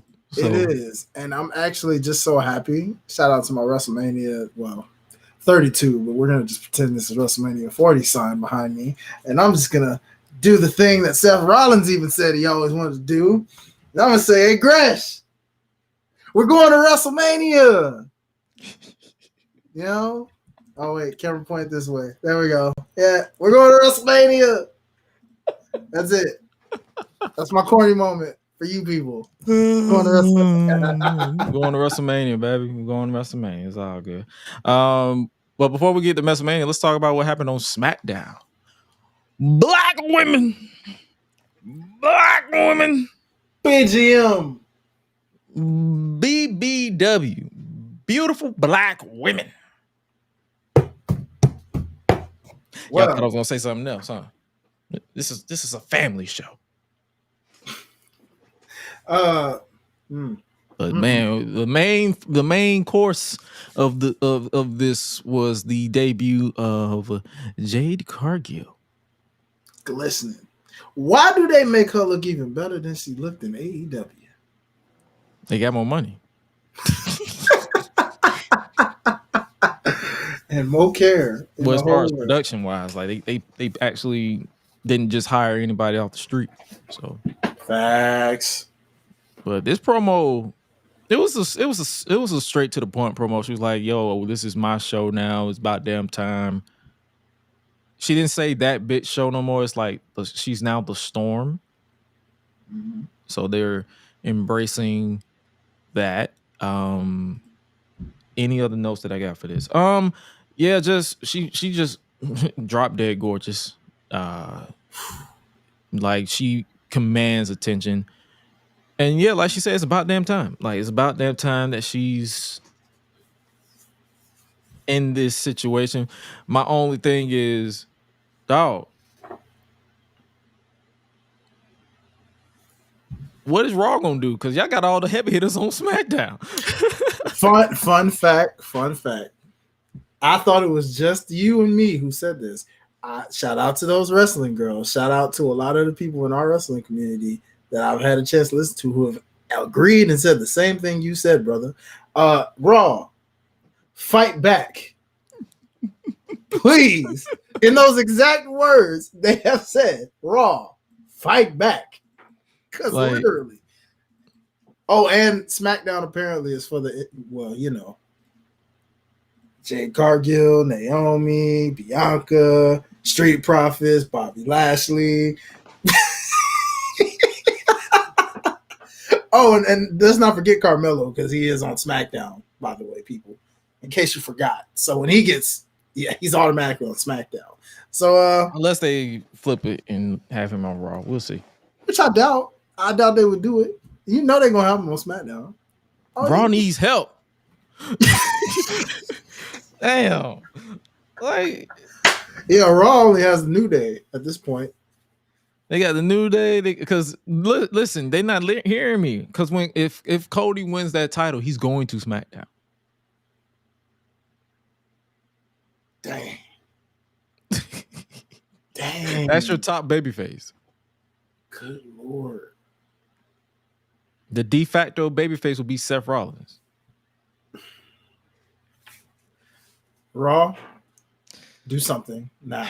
Especially if you want me to buy your Netflix subscription, because y'all gonna be on Netflix apparently. So do something now. Now. Hit the big red, hit the emergency glass, the big red button, all that. Send in the troops because you need them badly. Badly, man. Come on, man. Like, y'all fight back, nigga. Fight back. Fight back. Good Lord. But your thoughts on Jade Cargill so far before we get to the bread and butter of the hype? Her presentation, all that. Oh, I love it, man. The entrance was top tier, bro. Like, just it really gave a true superhero vibe. And the production, man, it just continues to just the new production, like, just continues and continues to show up and show out. I'm loving the different angles. I'm loving the cuts. I'm loving, you name it, bro. Like, and I'm not as a high production analyst like you are, brother, because I know that's what you do. I do a different type of production in terms of, where I'm at, but like with just the things that I know that you also notice and recognize, that it shows, bro. And I'm loving everything that has to do with Kevin Dunn being gone and away. Thank you for this new level of production from both shows, because this is awesome. Period. Hey man, I'm here for it. I'm here for it. And speaking of being here for it, let's talk about that closing segment. That closing segment. We're gonna go from the appetizer to the main course. Mm-hmm. Let's do it. Man, oh man, oh man. So of course, Bianca Belair defeated Dakota Kai in a solid main event, which was pretty much the main event to me.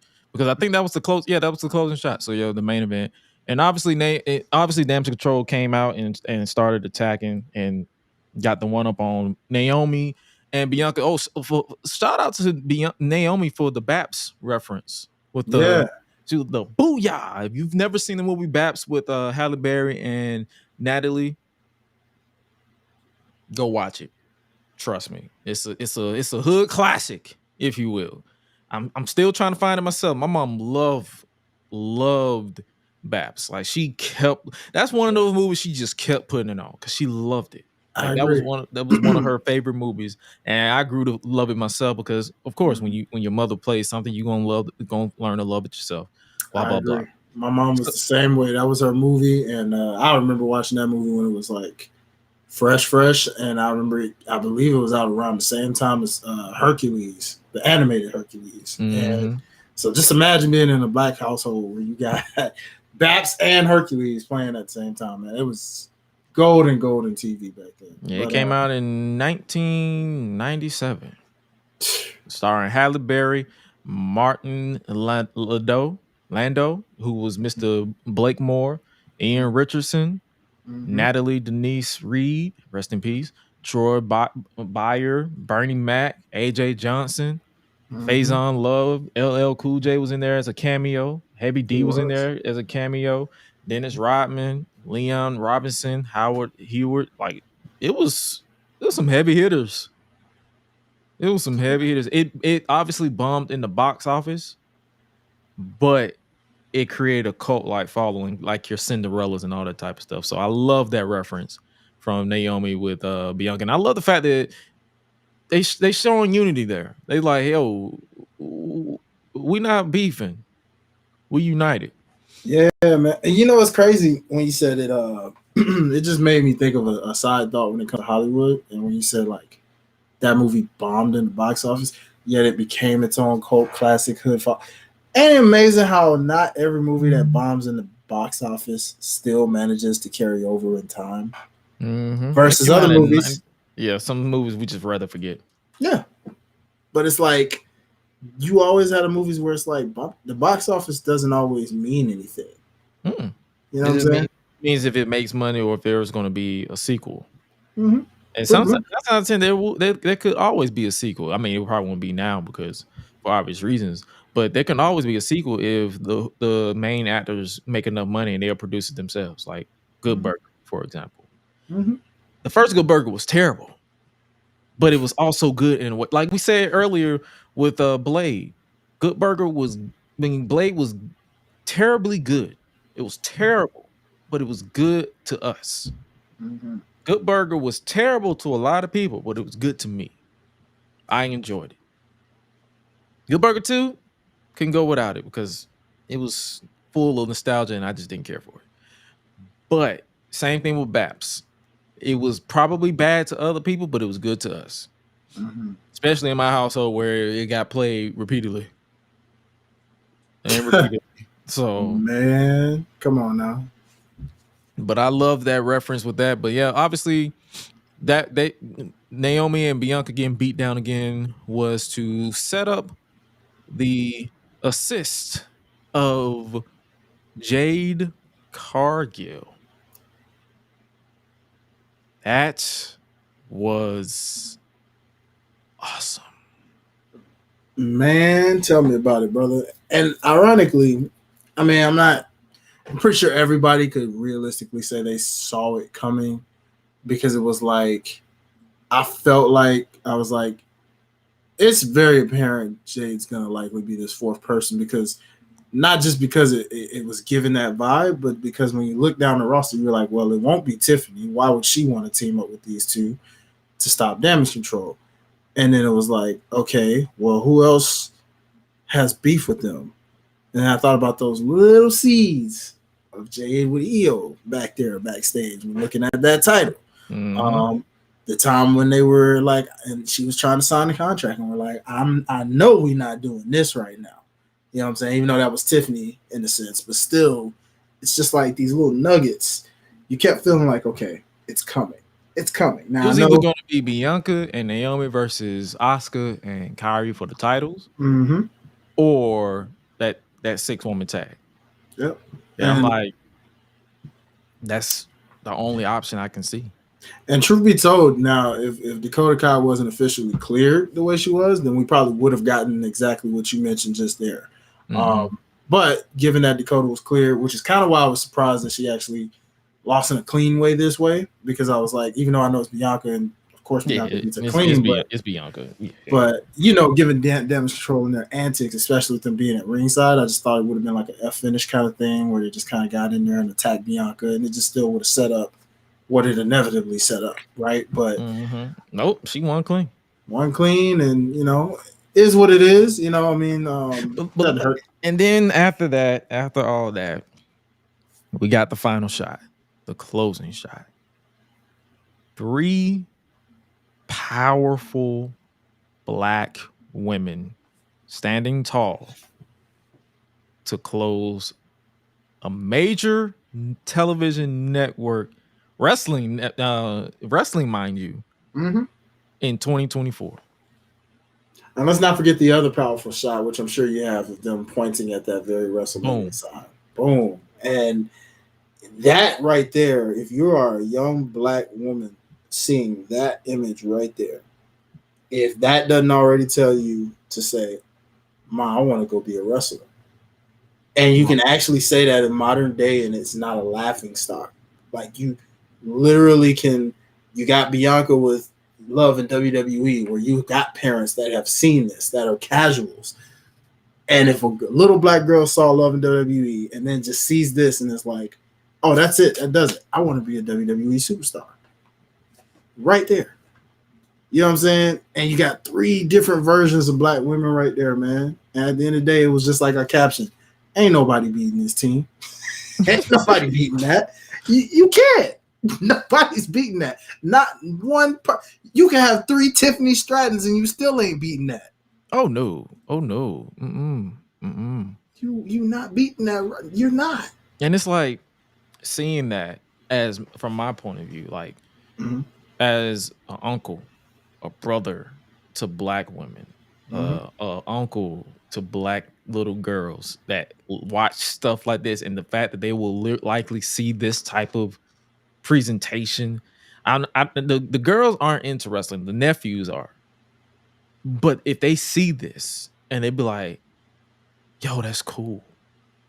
Jade looking like a superhero, looking like freaking Storm, Bianca looking like a powerhouse, Naomi being this powerful and glowing. Like the importance of that is palpable and game changing.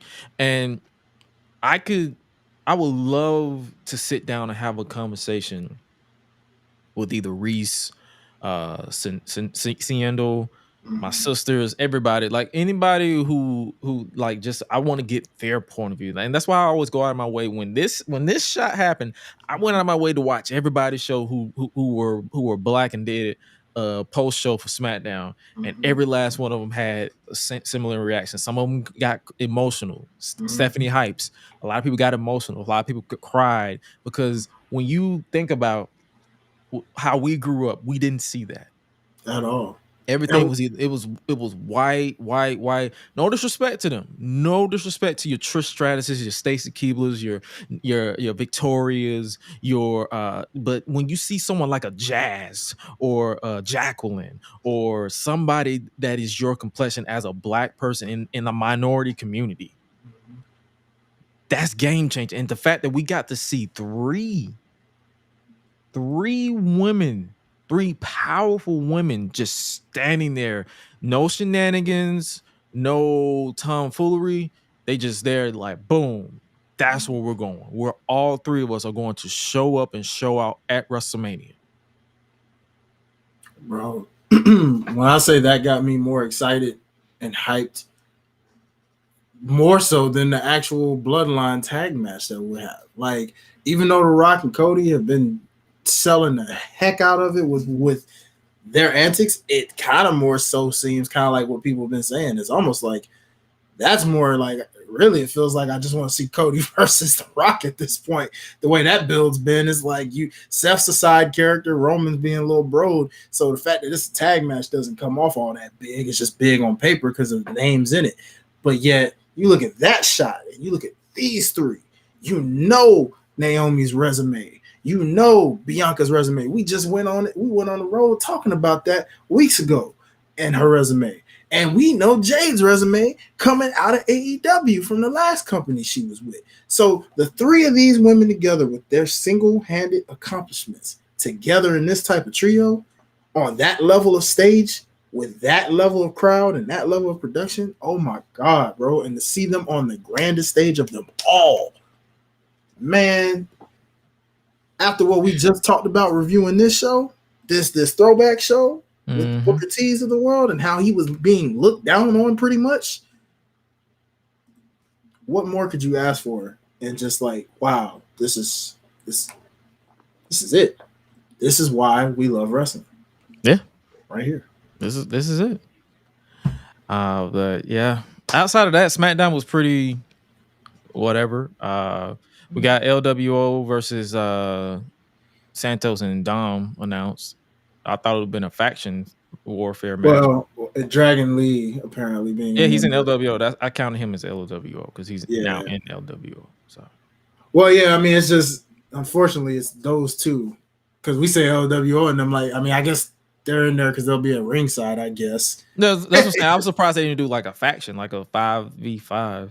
That's what it felt like with that camera angle shot. You know, the way the production was shooting that and the way they were all just kind of like. Unless, because we still got by the time we're recording this, they probably going to make it a 5v5. They could, they could pull a switcheroo. Because it's gonna be Zelina versus Elektra Lopez on SmackDown next week. So, will I watch? Probably not. I don't know. We're gonna be in Philly. Well, yeah, we'll be. What we're gonna do? That depends on what we do. Yeah, who knows? That's gonna be an interesting night. Wait, isn't that? No, Wale Mania is Thursday, right? Wale Mania is Thursday. Yeah. Okay, so then, Friday will be that'll be a 2BD. Like we may watch it, we may not. Yeah, everybody gonna be in town by that point. I don't know, dog. I don't know, dog. I don't know, man. I don't know. We'll see. We'll see. But yeah, I'm surprised you're doing that. I think what else am I missing? Bobby Lashley and the Street Profits not going to Mania because of the Final Testament. So there's that. Thanks a lot, Karrion Kross. I am so over that feud. Man, me too. I feel like y'all been feuding for a long time and it's not going anywhere. Or doing anything. I'm like, B-Fab is just kind of there. The women in general, it doesn't make the women look good, doesn't make the men look good. Nothing. Both factions have potential, just need to get away from each other. For real. Yeah. It's like opposite, it's opposite of what the Wyatt family and the Shield were. Mm-hmm. If you really wanted this to be something, you could have independently built them separately, and to the point where then they clashed.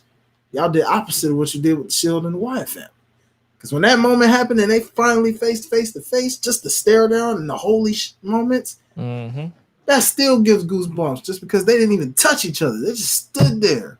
And the crowd was like, "Yo, this is awesome. This is it. This is it." So I don't know what y'all doing, man. Come on, man, figure it out. Disband that immediately and figure it out. No, keep them separate. You can keep them together. Just separate them from each other. Move Bobby Lashley and them to Raw. Because you're not putting Bobby in the world title for some reason. Just give him the world heavyweight title. That's somebody who you need to build around Raw. Him and the Street Profits. Yeah, I gotta figure that out. But yeah, I'm over that. Let's see what else. I'm just speeding through so we can get to the preview and then get up out of here. Let's see. The Bloodline apparently made it seem like Roman Reigns ordered the hit on Cody. I'm like, so you're basically trying to circle all this back down. They don't realize the damage that they're doing to Roman. He's a non-factor in his own story. Yep, this is completely opposite of the Roman that we knew. Right now. I need 2020 to 2021 Roman Reigns back. No, 2020 to 2023, the beginning of 2023. It's like from 2020 all the way to WrestleMania 39, that Roman is gone. This is just autopilot Roman. And you can feel it more and more by the week. Especially with that face-off that we talked about last week. That shit was ass. We need that can't nobody knock me out, Roman. I'm tired of being Roman. Where you at? Or the Roman where he was like, I don't just feed your family with this title. I feed our entire family with this title. And you want to take it from me. I need him to punch Roman. I need him to assault Cody himself. And say that. Not this whole, I think you're an idiot. You're stupid. I'm like, what? What did you just say? Yeah. You can't handle the response. I'm like, nigga, you're saying he can't handle it when he's the babyface of the entire company. And he's proven on record, you're making yourself look delusional, buddy. And this is coming from a Roman fan. What they're doing right now ain't it. We got to get that over with. 100%. So I'm interested to see what they're gonna do. By the time this comes out, they'll probably sell. Our move will probably change at night during night one after the conclusion of the tag match. We don't know, but as of right now, I'm more interested in Cody and Rock than I am Cody and Roman. I'm just ready for this story to be over with so we can move on. And like you, we're also just more interested in the fact of what we should have gotten, which is just Rock versus Roman in general. See, you know what I'm saying? Because it's all of this just, it's, you see what I mean? You could easily, I don't know. Just, yeah. We'll see what happens this weekend, but hey. Speaking of this weekend, we might as well go ahead and talk about Stand and Deliver, which is headlined by the now confirmed main event, which will be Trick Williams versus Carmelo Hayes, two former best friends, now bitter enemies. And the way that they did that prime target last week, it made no sense. It made no other sense but to have this as the main event. Mm-hmm. So, we're going to be in the building and we're going to give our predictions during the show. So we're not going to worry about doing our predictions here, but we're just looking at the show and just pretty much we're so hyped. Like Trick Williams, like I was like right before we started recording this, I was literally watching the history of Carmelo Hayes and Trick Williams on WWE's YouTube, and I'm like, bro, we've been here since day one. 100%, bro, and I can't wait to just see the emotion. This might give, I'm thinking this is gonna give. Remember how we just loved Trick and Dragunov? I think this is gonna give that even a run for its money, just because there's deeper emotion with this one, and just how the emotion we're gonna feel. What I really loved about their promo, that video package, was I really loved how they told that story using previous best friend against best friend duos. Like, to have Randy Orton co-signing, I understand where both of these men come from with given what he's done sinisterly, but also being the person who was the rising star, Evolution, getting that jealousy, getting turned on, just all these different things that Orton's done and been through. But then to see like Gargano and Ciampa, who basically were the glue of Black and Gold with their feud, it's almost like a passing of the torch for them to talk about a new version of that. You know what I mean? Like, bro, this is going to be crazy. I can't wait, man. I cannot let's freaking go. Let's freaking go. The other match we have for the NXT Tag Team Championship, which will likely be the co-main event, Ilya Dragunov versus the Don of NXT, Tony D'Angelo. You think this is going to be one of those sleepers? I feel like this will be one of those sleepers that a lot of people, they expect it to be good, but knowing Dragunov's track record when it comes to his ops for the past year and a half that he's been around NXT since 2022, knowing how his track record, they going to be cooking. I can already see. I don't know what they're going to do what they're already going to do on NXT, as this was recorded before the go home before NXT. So I can just see that they're going to cook when it comes to this match. I'm reserving my judgment on this one. I'm not saying it's going to be a show stealer, but I'm just saying it's not going to be a bad match. That's what I'm saying. No, I know. I just still reserve my judgment on it. I think this is one of those cases where the build will be better than the actual match itself. Okay. And the build hasn't really been that. I wouldn't say it wasn't. It ain't really been that good either. Well, in Tony's case, because of his Don persona really showcasing and dominating, like from what I've heard from the streets, people really love the way he's been looking in this Don fashion. Oh yeah, basically he's showing a calm dominance. Yeah, like he's not losing. He's not like reacting with true fear when it comes to whatever Dragunov says or does. Mm-hmm. He's like, relax, wait a minute, invite him to the spot. Mm-hmm. Let's see how he handles this. Yeah, like, and that's why I'm like, I hope it is actually better than what my mind is thinking, but we'll see. We'll see. Well, I know what a match for a fact that will be good. It will be Roxanne Perez challenging Lyra Valkyria for the NXT Women's Championship. Yeah. I think this will actually be even better than the first time, for sure. Yeah, No shenanigans. No shenanigans. No cash-ins randomly.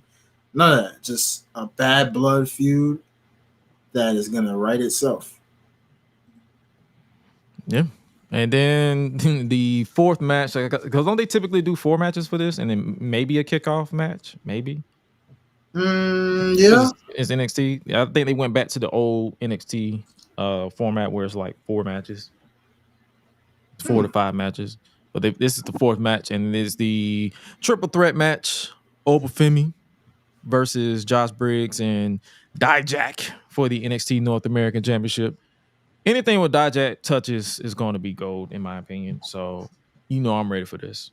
Oh, for sure. Yeah, this. I wouldn't be surprised if they kick it off with either this or Lyra and Roxanne. Yeah. But yeah, we're gonna see. And I think the reason, because I know a lot of people wanted to see Dijak versus Oba 1-on-1, but I feel like they did this because they want to not say protect Oba, but more so they want to hide some of his weaknesses. They want him to still get his reps in, because he's still technically kind of green. Mm-hmm. He's a wrestler's wrestler, like just by look alone. Like he looked like one of those dudes you just do not piss off. Mm-hmm. But at the same time, I feel like they're just protecting him a little bit. And I feel like Josh Briggs he's a sleeper for a lot of people. I know you're not really a fan of him, and I understand, because it's like, I'm not really a fan of him either, but I would not be surprised if he's a sleeper workhorse in this match. Because I feel like one thing about these NXT takeover shows, they are always, I still say takeover, but these NXT shows, these premium live events, they be some hitters when they want to be. Mm-hmm. So I'm down with that. And the last show we're going to talk about before we get up out of here for WrestleMania weekend is WrestleMania itself, WrestleMania 40, which will be headlined by 2 main events. It will be night 1 main event, which will be, as we mentioned and talked about, the tag team match for the stipulation of night 2's main event, because if Seth Rollins and Cody Rhodes are actually the victors, like if they win, the bloodline is barred from ringside. But if the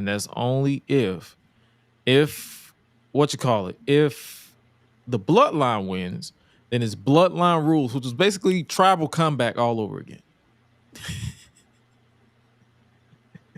Hey, you know how that went. We were there. Well, I don't know. Bloodline rules seems like it's different from tribal combat, because tribal combat was supposed to be. They said no holds barred, anything goes. So it's basically true, it's another tagline. But he also said every member of the bloodline gets to be a part of this. When Jay and did it, it was supposed to just be literally 1-on-1, which it was for the most part, till Jimmy, for whatever reason, decides to just Solo. Oh yeah, because Solo did try to get involved. Yeah, no, he did get involved. Like, well, he tried. I forgot about him really, so it wasn't that much. I remember Jimmy more than anything, because I'm just like, why, bro? What was the point of that? It's just like, but dang. Yeah, this is interesting. And then obviously we got the main event of night 2 for Cody Rhodes and Roman Reigns Part 2. Mm-hmm. The match itself will probably be good. Like, the match last year was great, in my opinion. The outcome basically pissed everybody off, so they just said last year's match was horrible. But when you look back at the match itself was actually fun. Yeah, absolutely. But I'm with you. I kind of hope they go with the bloodline rules. Yeah, man. But who takes the pin, though? It's always gonna be the main question. Who takes the pin in the tag match? If this is what makes that so hard, because I was just going back and forth on it, but I'm like, if this is gonna happen for real the way we think, then it's clearly Seth. It's got to be. Damn. I know people don't like champions getting pinned, especially ones that have title matches on that same card. Well, this is what happens when you try to get your do pick me, nigga. That's what happens. Pretty Stop much. being a pick me, and you won't lose. Yeah, because I mean, yeah, it won't look good for Cody to get pinned and then have a title match the next night. Unless they can add to him basically overcoming, because it's rare that Cody has been pinned. He's only been pinned twice since returning to WWE. But see, then who pins him? You gonna give it to Rock or Roman? Because it'd be like that could be, honestly, they could set it up to where Roman was like, they can kind of tease where Rock is like hesitant, but he gives it to Roman to pin him and be like, this is what's gonna happen on night 2. After basically destroying him. Or they can have Rock pin Cody and just make him his bitch. Either one, either or. Like, that's what I'm saying. It's so many. It's like it's either Cody takes the pin or Seth takes the pin for us to get the Bloodline Rules match, or there's a DQ, because they didn't say this tag match is no disqualification.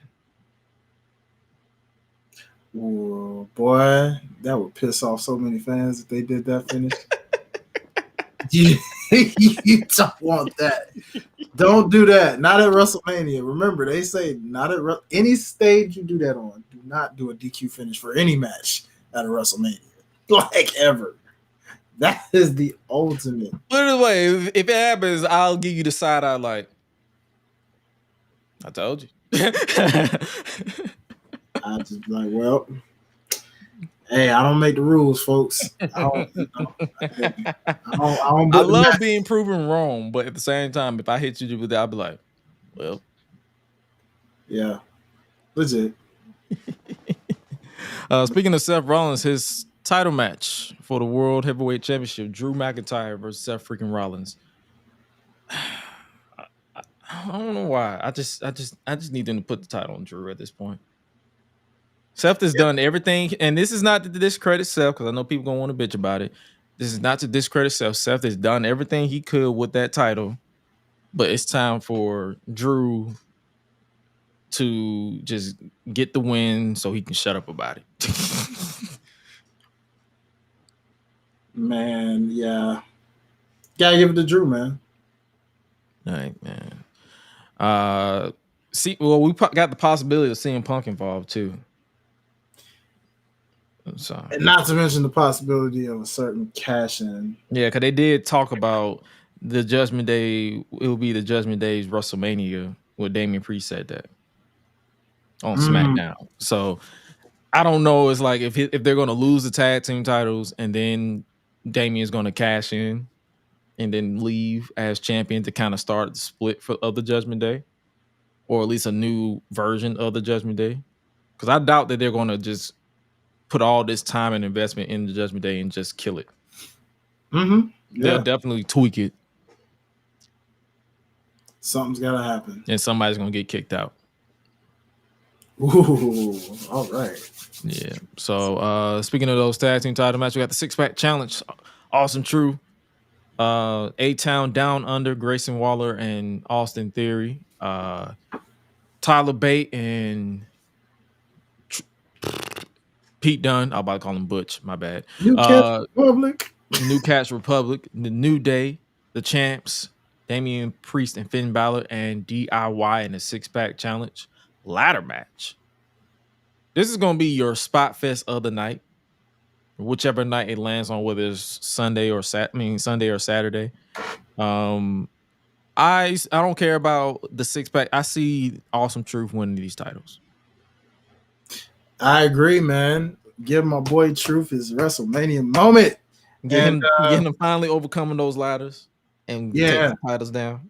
Yeah. And just in case I don't get that moment, I will take New Day as a strong second option. Why not? Mm-hmm. For the heck of it. For old time's sake. Just for the heck of it, you know. Yeah. And have Big E come out and celebrate with him if he's in town. You know. For old time's sake, why not? Then we got this. It was Kevin Owens, Logan Paul, Randy Orton for the United States Championship. So I guess this is the second triple threat of the weekend, not including if you include NXT. I see Logan's weaseling his way out of this. Like this will be a fun match in general with all three. But as far as like who wins, I feel like Logan will weasel his way out of this somehow. Next title match we have let's switch it over to the women. Royal Rumble winner Bayley, former best friend, former Damage Control member, Io Sky for the WWE Women's Championship. This is not the main event, so I will not be against them opening either night of WrestleMania and absolutely killing it. I see a new champion, if I'm honest. But I would not bat an eye if Io somehow retains. I can agree. I think this will be completely purely one-on-one. There will be no shenanigans because they have problems of their own, as we now see. So, therefore, I actually think this kicks off night 2. Okay, that's what I'm saying. I see it kicking off either night. Like I see the women's championship matches kicking off both nights. Yeah, the reason why I predict night 2 is because I think you're going to get the Damage Control situation on night 1, where they're so badly beaten down that they can't even help Io. Yeah, that So could work. That's kind of my, situation where because they now have problems of their own, it leads to bleeding into the next night where they kick it off and Bayley gets her Mania moment. That'd be awesome. Next up, we have Rhea Ripley defending the Women's World Championship against the man Becky Lynch. I see Rhea retaining this one. Like, there's no other way to put it. Yes, Becky dropped the book. It's it's a pretty good read and listen if you listen to the audiobook. But yeah, outside of that, I see Rhea retaining and going on a dominant winning streak. But I don't see her keeping it for another year after this. I see her maybe dropping it as like a SummerSlam. Definitely gonna be something. I don't know, man. The way these title reigns been going. I think because I'm tapped out of long title reigns. I feel you, but for some reason they ain't. So it's like I wouldn't be surprised. I think Triple H is approaching this differently, man. Gunther, Roman, it gives me a vibe of until somebody proves otherwise. I think they're keeping this on her for a minute. But we'll see, man. We'll see. But definitely, I'm with you. She retains. There's just no way I see Becky, especially like you said, you just dropped a book. There's no reason for her to be champ right now. Oh yeah. And speaking of Gunther, that's the next match we talk about. The Intercontinental Championship is on the line as Sami Zayn challenges Gunther the Ring General for the longest reigning championship. Do you see them putting the top? I don't see. This is another person I see retaining. My heart continuously has been wanting to say Sammy, and Sammy again. But after this Dragunov thought,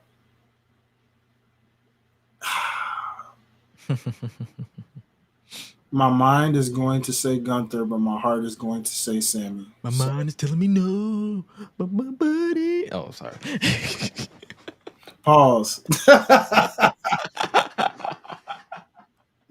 Pause. It's just that whenever I hear my mind goes to that song. I don't know why.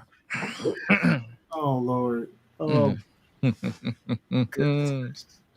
I'm sorry, I had to throw that in. But yeah, you were saying? No. I was just that's just it. Literally, like, my mind just said strategically, it's just like go with Gunther. Because every time you think you got it, nope, he's retaining. But I wouldn't be mad at Sammy because, like I said, it's in my heart. But I'm just gonna on paper pick Gunther right now. But yeah, of course, during the actual show, we'll give our predictions and actually post it on social media so we can actually keep it documented. But yeah, this will be an interesting. It'll be a thrilling match. Nevertheless, speaking of thrilling match, if you are a fan of the Usos, brother versus brother, Main event Jay versus the underboss of the bloodline. That's hilarious. I tried to just give him a name. Okay, Yeet versus no Yeet.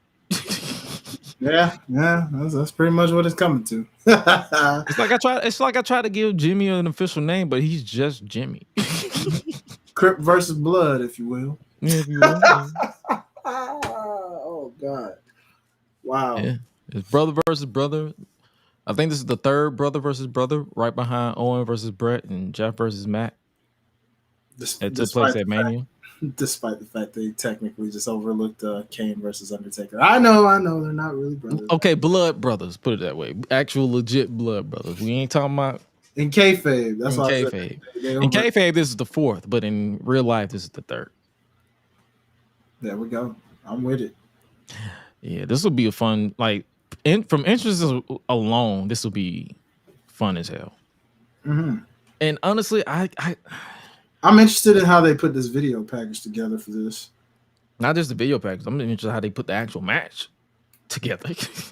I want to see the video package first because I just want to know how y'all gonna tell the story of this build right now in video package form. I know they're gonna show, obviously. I mean, I want to see the gap because of how long they've actually stretched this out. So I just want to know, like, between Jimmy's goofiness and Jay just being in side quests. I just really want to know. What is that video package gonna look like? I'm guessing some childhood. You know they're gonna make it. That's one thing about WWE's video packages. They're gonna make it. They're gonna make you feel something. I hope so, man. That's what I want to see. I want to see. There's that. But yeah, this will be a fun match too. Like from a presentation point of view. And then we have LA Knight versus AJ Styles. Okay. All right. You said more than I did because I just said K. Hey man, I feel what everybody's saying. I think they're gonna be a little more surprised at what it delivers, but you know, I'm with it. The build is just AJ being a hater. That's it. That's literally it. Well, you know, listen. It's funny. It's everything opposite of what LA Knight and Miz was in terms of you had two charismatic mic guys that got you ready for the build. The match was like, okay. Wasn't bad. Just was like, what you expect. Here you got a charismatic guy where you say his ring style is kind of okay. Then you say a guy who's phenomenal in the ring, but his mic styles is like, nah. So it kind of cancels itself out where this is interesting to me because I think it'll, despite what the build says, the match, because of that guy, will kind of make it be like, okay, this is LA Knight's best match. And I think we know why. Because the guy who's wrestling. So yeah, there we go. And then we have, I think, also outside of the LWO match that I don't think they confirmed it be happening, but we pretty much mentioned it. We have this match officially confirmed. As you mentioned, with Damage Control and Bailey and Io, 6-woman tag team match. I guess you could say what is the Glowiest Storm? Powerhouse Ops versus Damage Control. I don't know. Like, it's Black Girl Magic versus Team Japanese Anime, in a sense. Even though Dakota is kind of actually Australian, still she's Samoan. So yeah.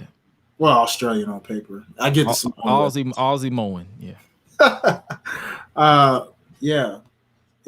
Something along those lines. Yeah, that works. Well, I think when I saw this picture, I was like, man, a full match with women of color, of all shades and creed and cultures in one match. Crazy, man. This will be a match that is just like, no matter how you look at it, it will be game changing in my household if I show this to the future. And the entrances for this would be crazy too. They're going stupid. Because you know what I'm saying? It's WrestleMania, so you know that's gonna be crazy. 3 black women are gonna have like key WrestleMania entrances, bro. That's gonna be crazy.